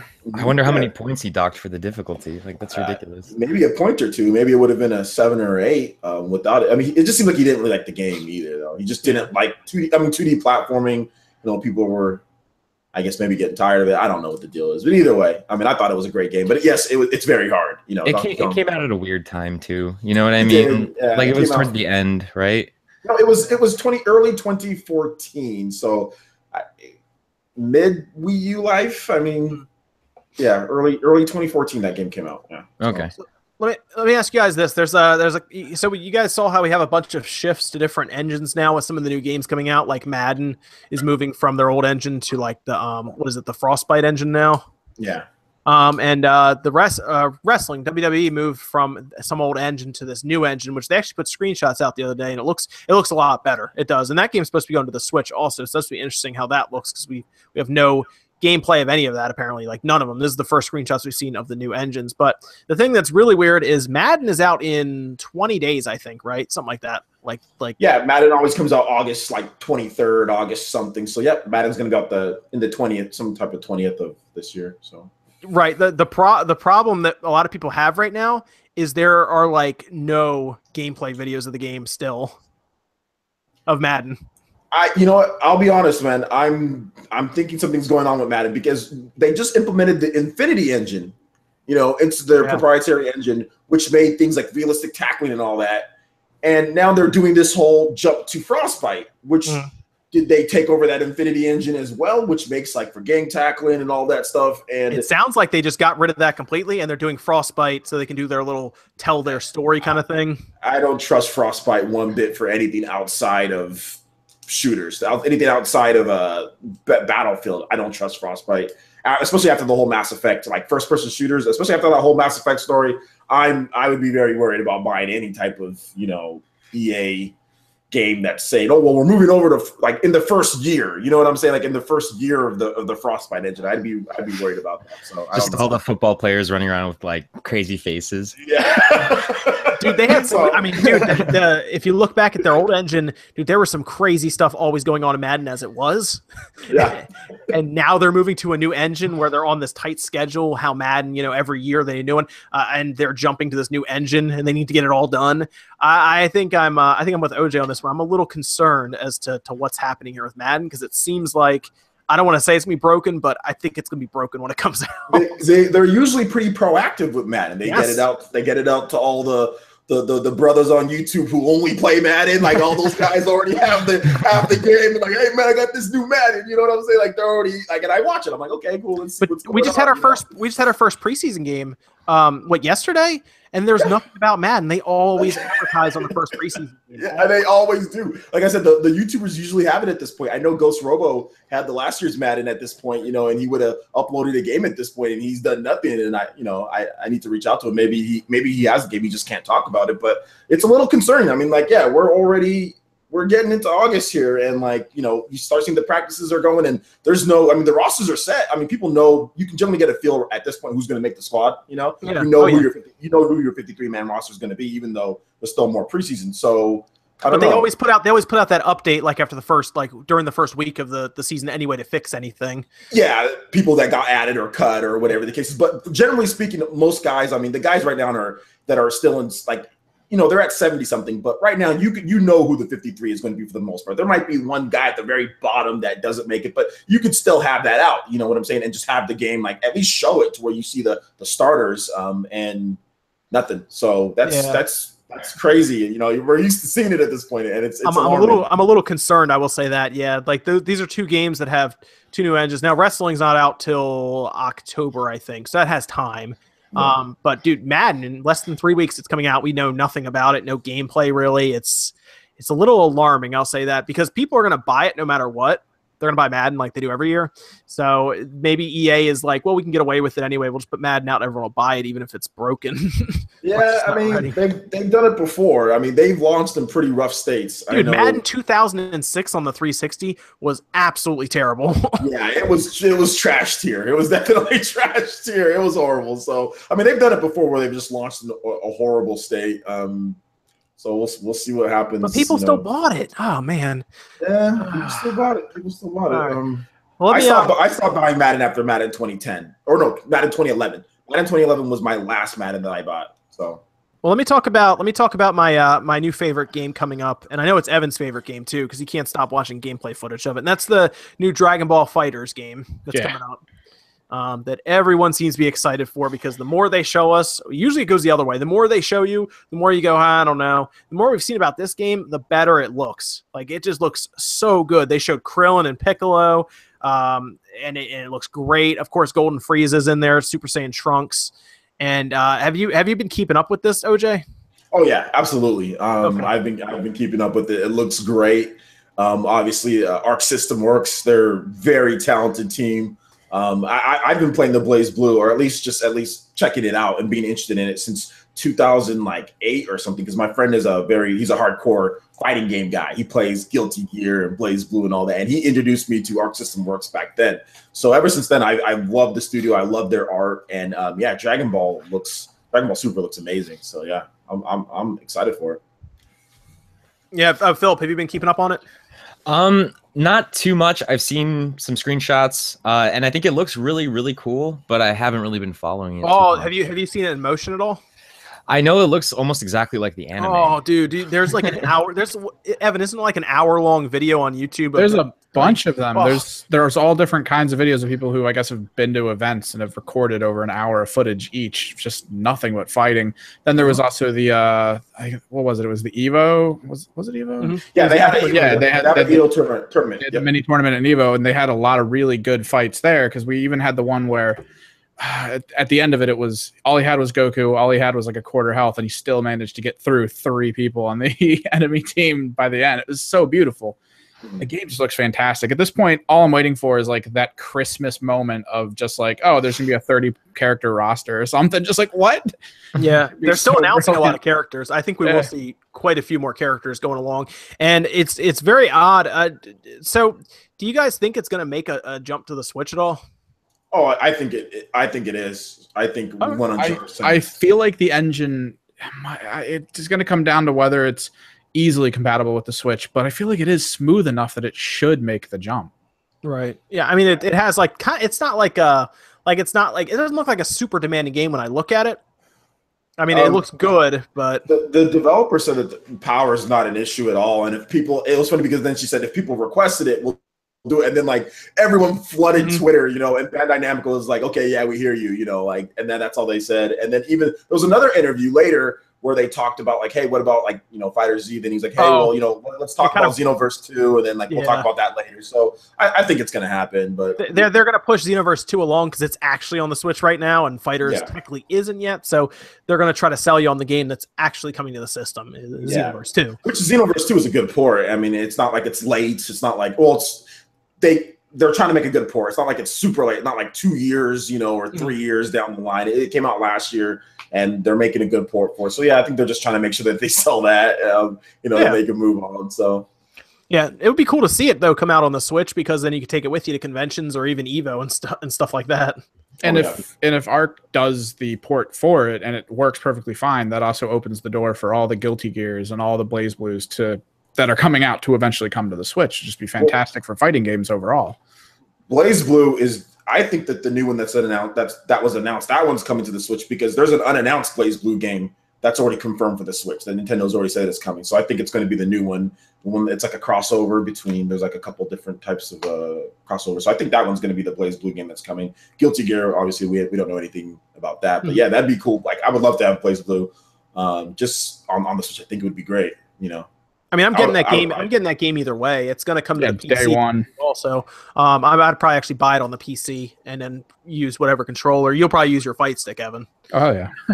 Oh yeah. I'm gonna buy Fighter Z on PC day one too. I'm kind of shifting over to PC a little bit more now. Well, they were talking about crossplay even too, so we might see crossplay between the Xbox, and PC, and then the PS4 and PC. So the PC will probably be able to interact with either one, but of course the PS4 and the Xbox One won't be able to interact with each other. So it seems like you'll have a better pool of people to fight by getting it on the PC. So and honestly, I don't think the system specs are gonna be very high anyway. Required. So I would be interested to get it on the PC, and obviously people put it at 4K and all this stuff, or they'll put it down to like 1080 and try to get like 200 frames or something like that. My subscriptions are running out this year, so I don't think I really have an option of not getting. I can only get it on the PC because I'm not renewing my subscriptions for Microsoft and Sony. So man, that's like such a big like I can't believe they're still charging money for their services. I mean, they're going to because they can, and obviously now Nintendo's getting in on it because why not? Your competition's getting away with it, so let's do it too. I get that. But man, it's the craziest thing to think about. I've been thinking about this more and more as I go along, that they still charge for that stuff, right? Because when it was in its infancy, I understand they needed to charge. Microsoft did to try to get their whole infrastructure set up and everything, but they then revealed that it's peer-to-peer anyway. So I don't mind them charging. I just think that the price is just a little too high. I just think that it's a little, I mean, for Microsoft and Sony, it's, I mean, $120, or if you go through like the CD keys, it's going to be about $80-something for both of them, or $40-something, if you go through CD keys. So for me, that's just too much for what they're offering. And like I said, I've been getting more into PC with Steam. It just seems to me like you're just going to save a lot more money if you just go with, Steam, with these games as far as third party. So would you prefer them to take the I'll say quote unquote free games out and just charge like a $20 a year thing? That would be great. I mean, obviously developers wouldn't like that. Developers would be mad at it because they get a cut from that. Sure. But as far as for me, yeah, if you can get Xbox Live and PlayStation for $20 a year, then it'd be like impulse buy for me. It's like, okay, only $20 a year, that's fine. But at 40 to 60, it just becomes, I've got a PC that can do this for free. You know what I'm saying? It becomes to the point where I'm just like, I don't know. So right, and then like something like Nintendo is going to be $20 a year. And depending on what they offer, obviously, and how sound their connections are, they're also going to give you games, apparently, that you can have every month. Yeah. And then online play for the classic games. Like they're going to actually enable them with online play. So that's actually really cool. I mean, I don't know. Philip, how do you feel about that, dude, as far as do you have Xbox Live and PSN? I have them both. I've had Xbox. I was a beta tester for Xbox Live back in the day. Yeah, so I've had it since day one. I even for the original Xbox. Yeah. Were you playing? What was it? Oh gosh, Crimson Skies. Yeah. Why are you lying to us, dude? You're not that old. Stop it. I'm 28. You took your mom's credit card back then, dude? Come on now. I had to lie about my age. Yeah, I think I have to say I was like 18. See, we used to use a tunneling software back in the day so we could play Halo 1 online with the original Xbox. What was that called again? I forget what that was. Oh called. gosh, it was like Warpipe, right? Warpipe? No, I think it was like X Tunnel or something like that. Oh, okay. I know what you're talking about because I can't remember what did it's that called. too. Oh man, If anyone in the chat knows, put it in the chat, please. I can't remember what that was. Yeah. Warpipe is what we used to play Mario Kart Double Dash online. Me and my friends, we would use that to play Double Dash on. But On that the service, GameCube? yeah, on the GameCube. So Nice. Yeah, we played a lot of original Halo through that. Halo was so good. You guys, I mean, it was like revolutionary. You know what I'm saying? It was pretty awesome, man. It was amazing. Halo 1, we had so many LAN parties when I was in high school. Yep. We would get the Xbox on the backpack and then like ride the bike down the street, you know? You guys have to carry the CRT TVs. You carrying the CRTs TVs around to your friend's house. I mean, oh my God, it was amazing. Mitch in the chat has it. I think it was just called Xbox Connect with like a C. Yeah, that's right. XP Connect. Yeah, or XP Connect. Yeah, that's right. So thank you very much, Mitch, for shouting that out. XP Connect. Yeah, I remember that. It was a little janky at times. Like it was a little laggy. Didn't work as nice as Xbox Live did. But I know that there were still people using it while Xbox Live was happening. Which is really interesting. And they were like playing Halo 1 and everything while people were playing Halo 2 online.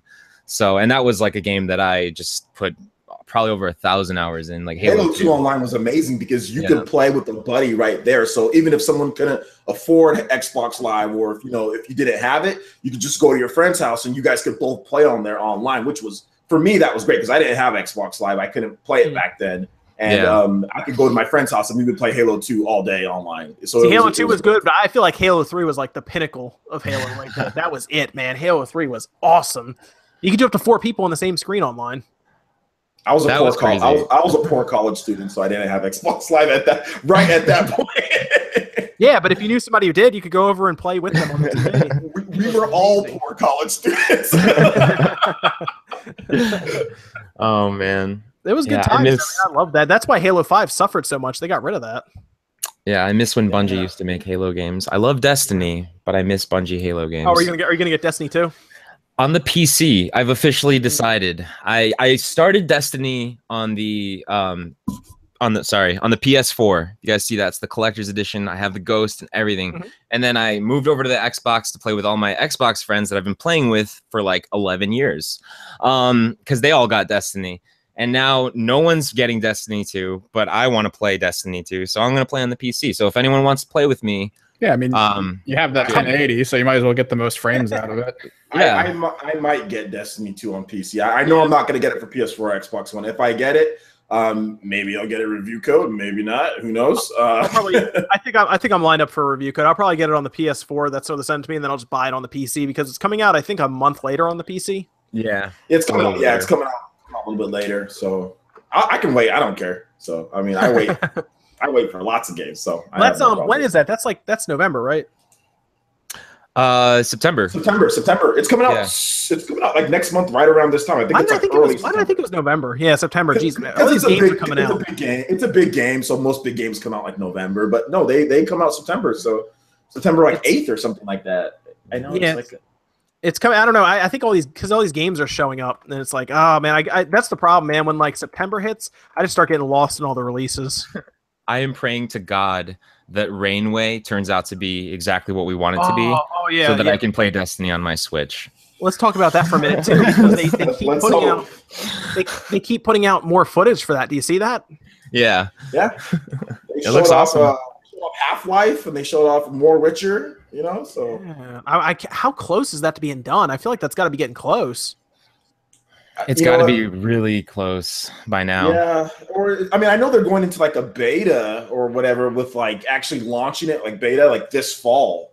So they're gonna, but not with Switch, with like phones and I don't know, like PC or something else. You know, like I know it. So I know it's going to the beta this year. Maybe it'll be done next year for Switch. You know, so okay, it's gonna be interesting. I don't know. I'm trying to like iron out all my releases because there's so many and you got to buy a bunch of them. This was always like the time of year that would come up and I'd be like, yeah, my wallet's about to get destroyed by games. But we'll see. There's just so much stuff happening. Like Nintendo has a crazy lineup. Sony's lineup's pretty good with third party. And then so is obviously Xbox, and they have a new system coming out that I have to buy, I guess. an Xbox One X, which is going to be a whole $500 shot right there. Philip, are you getting an Xbox One X? I'm gonna try to. Pre-orders haven't went out for that yet, have they? No, we're still waiting, dude. Right. Yeah. So I'm definitely gonna be on the nowinstock.net, which I think I told you about. Did you get on that? Yeah, I checked that out. Yeah, but apparently they're saying that the pre-orders just haven't happened yet. They're gonna happen, but they haven't happened. Like the Super Nintendo Classic is supposed to get pre-orders later on this month. I'm so tired of these things getting announced and then just like us being left in limbo with like, okay, I want one. How do I get one? You know, like I don't want to miss my chance. Dude, we're gonna be able to pre-order a month before the thing comes out, which is insanity. Yeah. I did talk to them and see if I could get one, but I don't think I'll have one sent. the Xbox One X? No, I'm definitely not getting that. The Super Nintendo Classic. Oh. I don't think they'll send me one, but you never know. No. Maybe not. We'll see. Sometimes Nintendo just sends you stuff without you knowing. Like I know a lot of people just got 2DS XLs. They just showed up on their doorstep. I saw that. I was like, oh my gosh. Yeah. What is that about? Yeah. The masters got that stuff sent. I was like, I didn't even think to ask about that. Jeez. Yeah. So I need to ask about that stuff from now on. Although I don't know if I'm allowed to take it apart. Then I don't know how that works. Actually, I don't think there's anything in the contract that says I can't take it apart. But. I wouldn't even ask. I would just check. I did try to. I'm trying to get one of those Sega systems. Did you see those? The AT game Sega systems that everybody is like attacking right now and saying it's terrible. Is that what Dreamcast guy just reviewed? He likes it, but a lot of the other places don't like it. And then did you see what they said? The AT games. They said that they accidentally sent out, again, quotations, accidentally sent out a bunch of old firmware systems to reviewers. Wow. Are you serious? Yeah, isn't that insane? So apparently now they're going to resend newer firmware systems to reviewers, and they want them to review it again.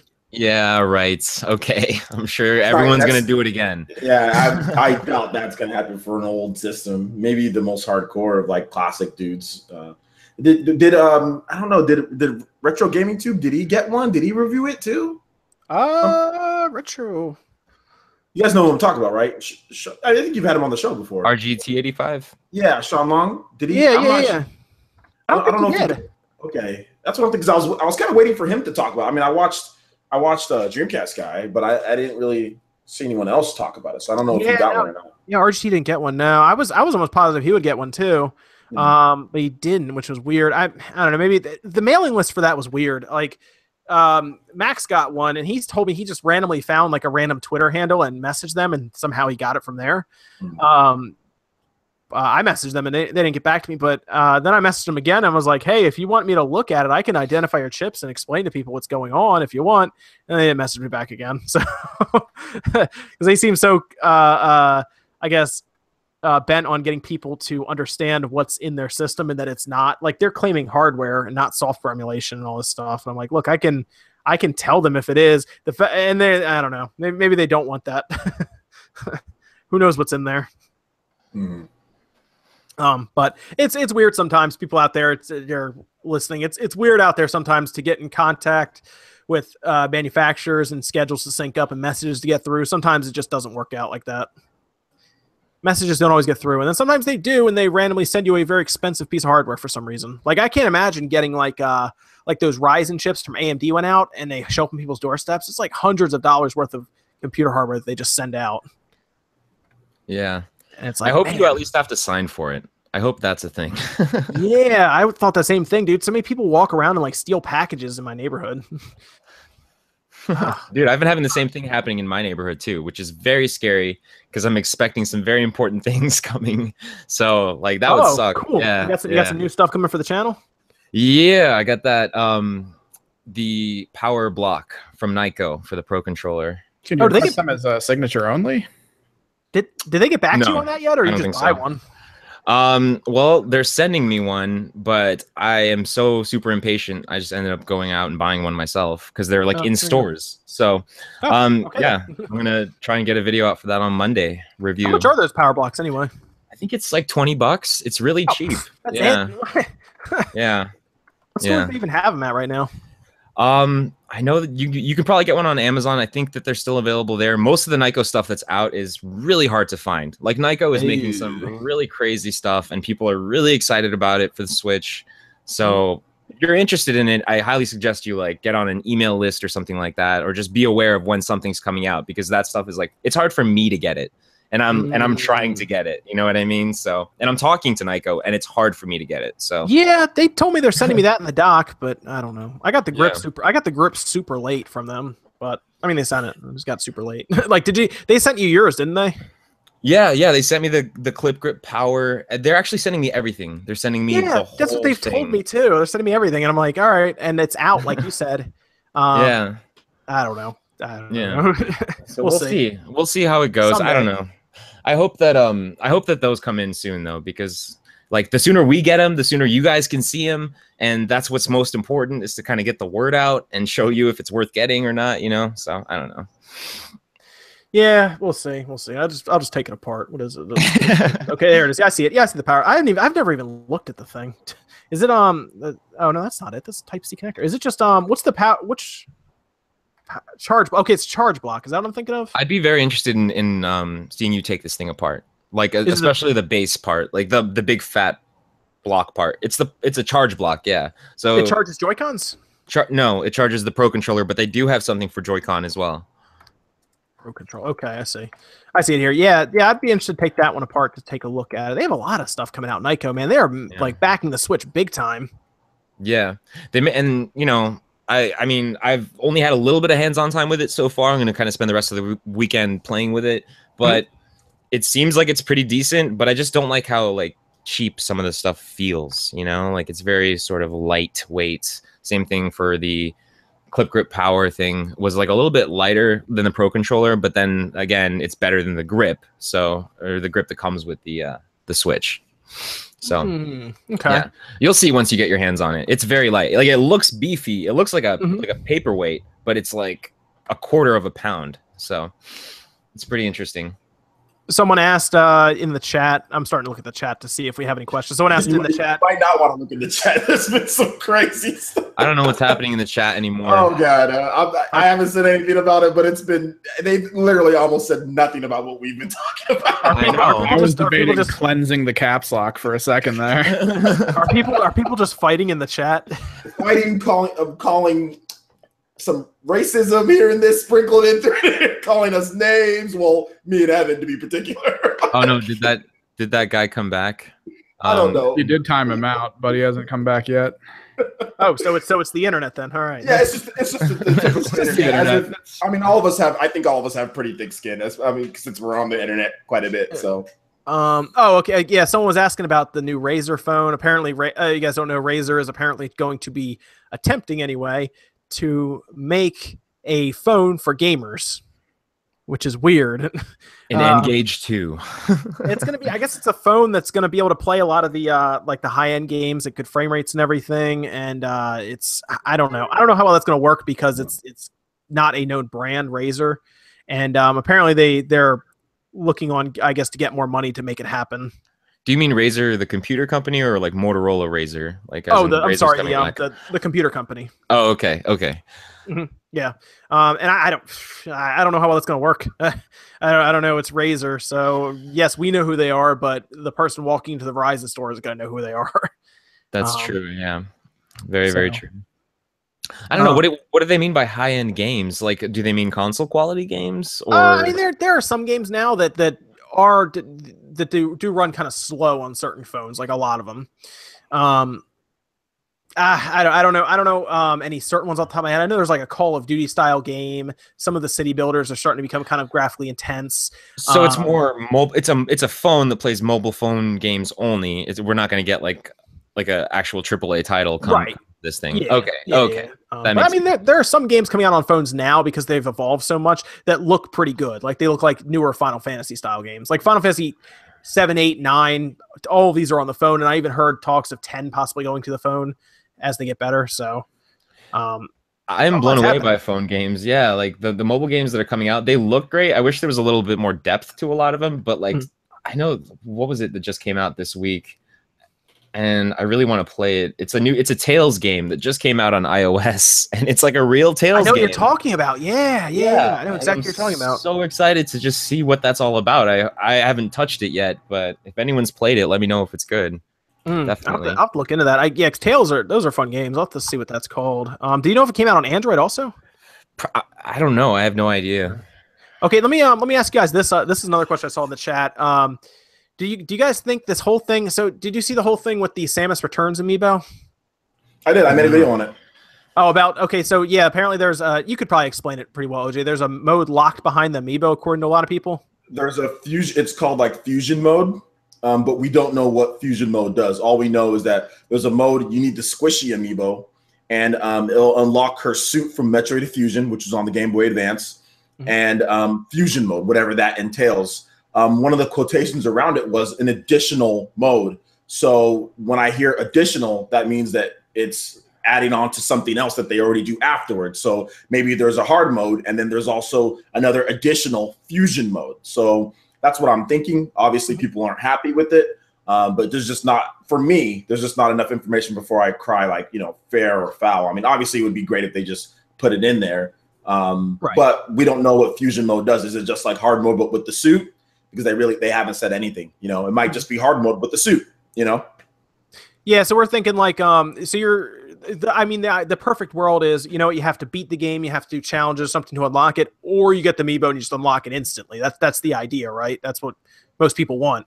But in this case, from what I understand, it is just hard locked behind the amiibo, whatever the fusion mode is. Is that why people are frustrated?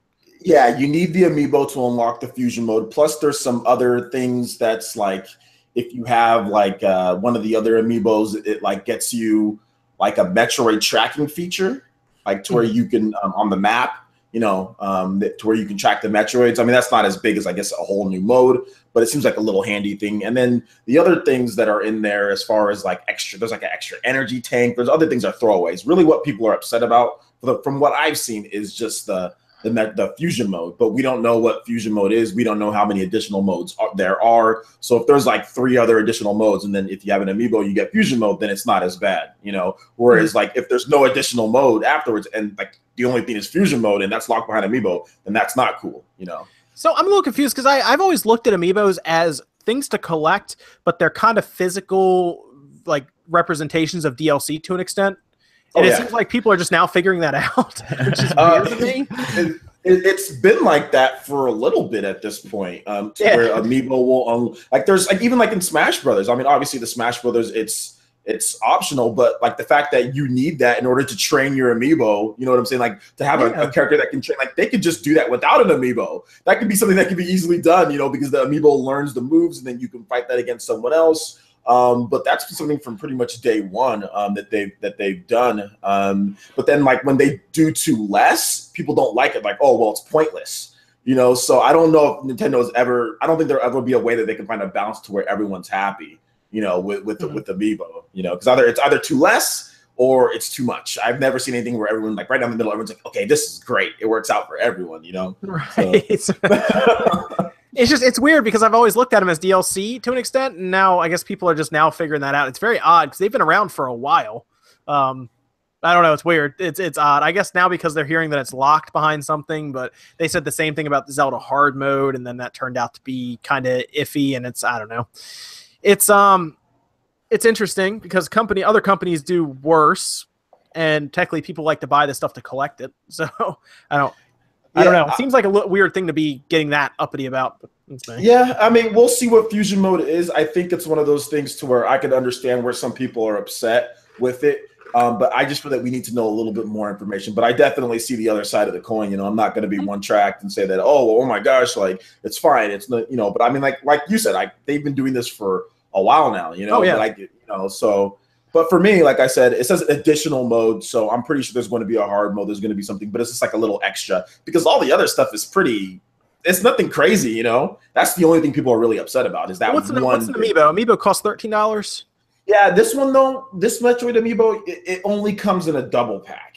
Okay. So this one's like 20 something. It comes with the Samus Returns amiibo where she's like this, kneeling down, and then it also comes with the Metroid, and it's only a double pack. And some people are saying, oh, well, it's going to be hard to find, but I don't really think it's going to be hard to find because. Yep. But I mean, you buy that, or I see a lot of people who buy the Figma statues that are like $80.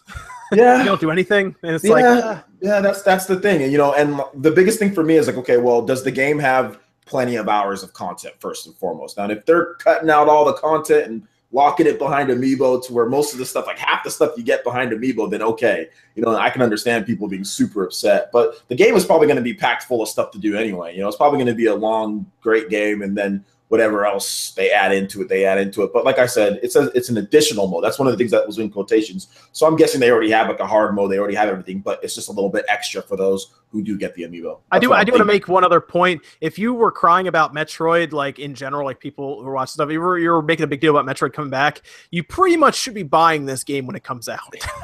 Same as so I have a feeling there's a lot of people who like, I want Metroid, and then this game's going to come out and not everyone's going to buy it for some weird reason. This is like Metroid at its heart and soul, and then Metroid Prime is coming to make the other side of the fan base happy. So it's like, I feel like it should sell well, but I mean, who knows? With how much outcry there's been, it's time, I think, we're getting to a point where the fans need to actually buy the game. Yeah, I think, especially if you're a Metroid fan, like, you should don't worry about Amiibo. Like, like that's basically like the last thing that you're worried about is like the Amiibo. Just be worried that the game is, or just be happy that the game, I guess, is here, and it's going to be a full game, out like the fusion mode. It's going to be a full game with it. So I think most Metroid fans don't care. They're just happy that Metroid is back.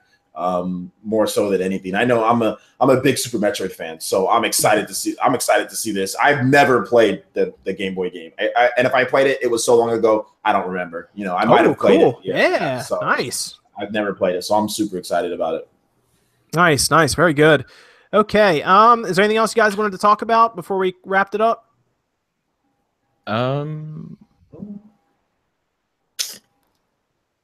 What are you guys having for dinner? No, I'm just kidding. I already ate. I ate a bunch of chicken. It's 11 o'clock here. Oh gosh, okay. Don't tease me with chicken, man. I had to give up chicken. I had 15 pieces of chicken. So no, you didn't.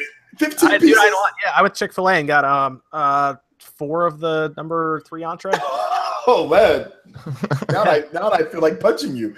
Yeah, I'm really jealous. Packing up on the protein, man. Oh my god. Yeah. No, I don't know if there's anything else coming up this week. I don't know if there's any games releasing this week coming up. Is there? I should have checked the list before we went on, but I didn't. I don't know if there's any indie games coming out or anything. I know there's no big release right on the Switch, PS4, Xbox One because we're still in that summertime. Yeah, Phantom Trigger should be coming out next week. Though. Phantom Trigger comes out next week. Something else comes out on the 10th. Cinemora X comes out on the 10th. Just watch that video. There's a bunch of games coming out. we've got breaking news though right now from my boy Blanger, who's also a YouTuber, by the way. Okay. He makes one video a year. But they're always really good. So Blanju says Dragon Quest Builders was just announced for PS4 and Switch. So I mean, I don't know if I might want to double check. Somebody want to double check on that. But so Dragon Quest Builders 2. That's what he's saying on Twitter right now. So Dragon Quest Builders 2 announced for. It's not a port. Dragon Quest Builders 2 just announced for PS4 and Switch. They said, let's go. And he's not one to make up fake news or anything like that. So that's what he says. Maybe. Yeah, now it's there. It's on. They just announced it over on GamesTalk.net has it. It looks like, and it's in. Yep, they have the logo. It was on a stream that they just did. Yeah, there it is. There's logos for PS4 and Switch. So that's more Square Enix support. That's fantastic because super excited. Yeah. Dragon Quest. Apparently, that's a really good game. I haven't played it yet. If there's a Switch version, I'll buy it. I'm not buying that on PS4. I'm not trying to play the Minecraft like type of game on PS4. Sitting down, having to turn on my TV and installing. Like if it's on Switch, I can just pop it and play it. Then I'll check it out. I played it a bunch on Vita. Actually, the first Dragon Quest, obviously, the second one's not out. But the first one on Vita is great. It's a lot of fun, and it's not like Minecraft because it incorporates like the whole RPG, like Square Enix, not Final Fantasy, Dragon Quest-y mentality of the whole game. But then you can make your own house and you can do like lots of cool stuff. So having that on Switch is awesome. If I still had a Vita, I would definitely get it on there. So I mean, yeah, I think that's for me it'd be more of a portable game. But yeah, that's cool, dude. I'm glad that you liked it. So I know like, okay, this one's gonna be pretty good then if they're just announced. I hope so. I hope so. See, we're on the edge of our seat for this big announcement. And you're like, breaking news is here. I'm like, oh man. Breaking news. Dragon Quest Builders. I guess that was a little bit of a letdown. Dude, I'm stoked, man. Good job, OJ. Thank you. I was expecting something like massive to be announced. You know, like, oh no, here's the supplemental compute device that's coming, or Grand Theft Auto 5 announced for the Switch. More breaking news: in order to play Dragon Quest Builders 2, you need a supplemental computing device. Yeah. No, I'm joking. So before we go, what's your guys' game you're looking forward to in August? Is it pretty much Raving Rabbids and Mario? Oh yeah, for me, that's the game I'm looking forward to. Oh my god, that video, man. What's your game? Kingdom Battle, man. Yeah, absolutely. Okay, yeah, it's got everything. I played it a bunch at Comic-Con, and it's just awesome. So much fun. Yeah, it was fun. It was fun. Yeah. Yeah. There's a lot more RPG in there than I thought there would be. So I'm really excited about the whole like weapons, gear, leveling up. That whole thing is going to be awesome. That's like a skill tree too, right? Like kind of like a full-on skill tree for each character. Yeah, nice. Which is really awesome. You can do like combo attacks, you can chain attacks, like there's so much strategy there. It's not a dumbed down version of XCOM at all. Like this game has some awesome combat in it. So people are saying Sonic Mania. Yes, Sonic Mania is gonna be awesome, and I'm working on getting that soon. We'll say that. One thing about schedule too is it's not like a collective collection of old Sonic games. Like it's a new Sonic game with some remastered levels. And did you see who's helping him make it? It's fans, right? Yeah, it's all the fans. Yeah, that's the best part. Yeah, it's gonna be awesome. They had the what was it, the bonus stages, which were like a 3D kind of like where you collect the orbs and there's UFOs and everything. Yeah, that's from the Saturn. Yeah, that was so cool. Yeah, so I'm looking forward to that too. That's actually out on the 15th, I think. Right? Am I wrong about that, or is it the 15th? Oh, man, I just uploaded that video today. Apparently, people are talking about there might be a physical edition of that game. It's a collector's edition. Yeah. Well, the collector's edition doesn't have a physical copy of the game in it. Oh, I mean, like it's just code. Yeah, it's a code. Oh no! Like there's actually going to be like a real cartridge physical edition. Like that's the rumor. There's gonna be a cartridge. Yeah, like a cartridge physical edition of the game. There's a rumor that's it was listed as a physical edition. So I mean, for me, like. If I'm gonna buy that game, I need to have a physical. I mean, unless I get a review copy, which Sega actually sends me review copies, so I'll probably get a review copy anyway and have it. But I mean, if I was to buy it, I would really want a physical for that game in particular because I'm a nostalgia, old school, type of guy. So I really that game looks awesome. I mean, I can understand if they didn't do it. Obviously pricing wise, it doesn't really make sense. But if they did for the fans out there, that would be really cool.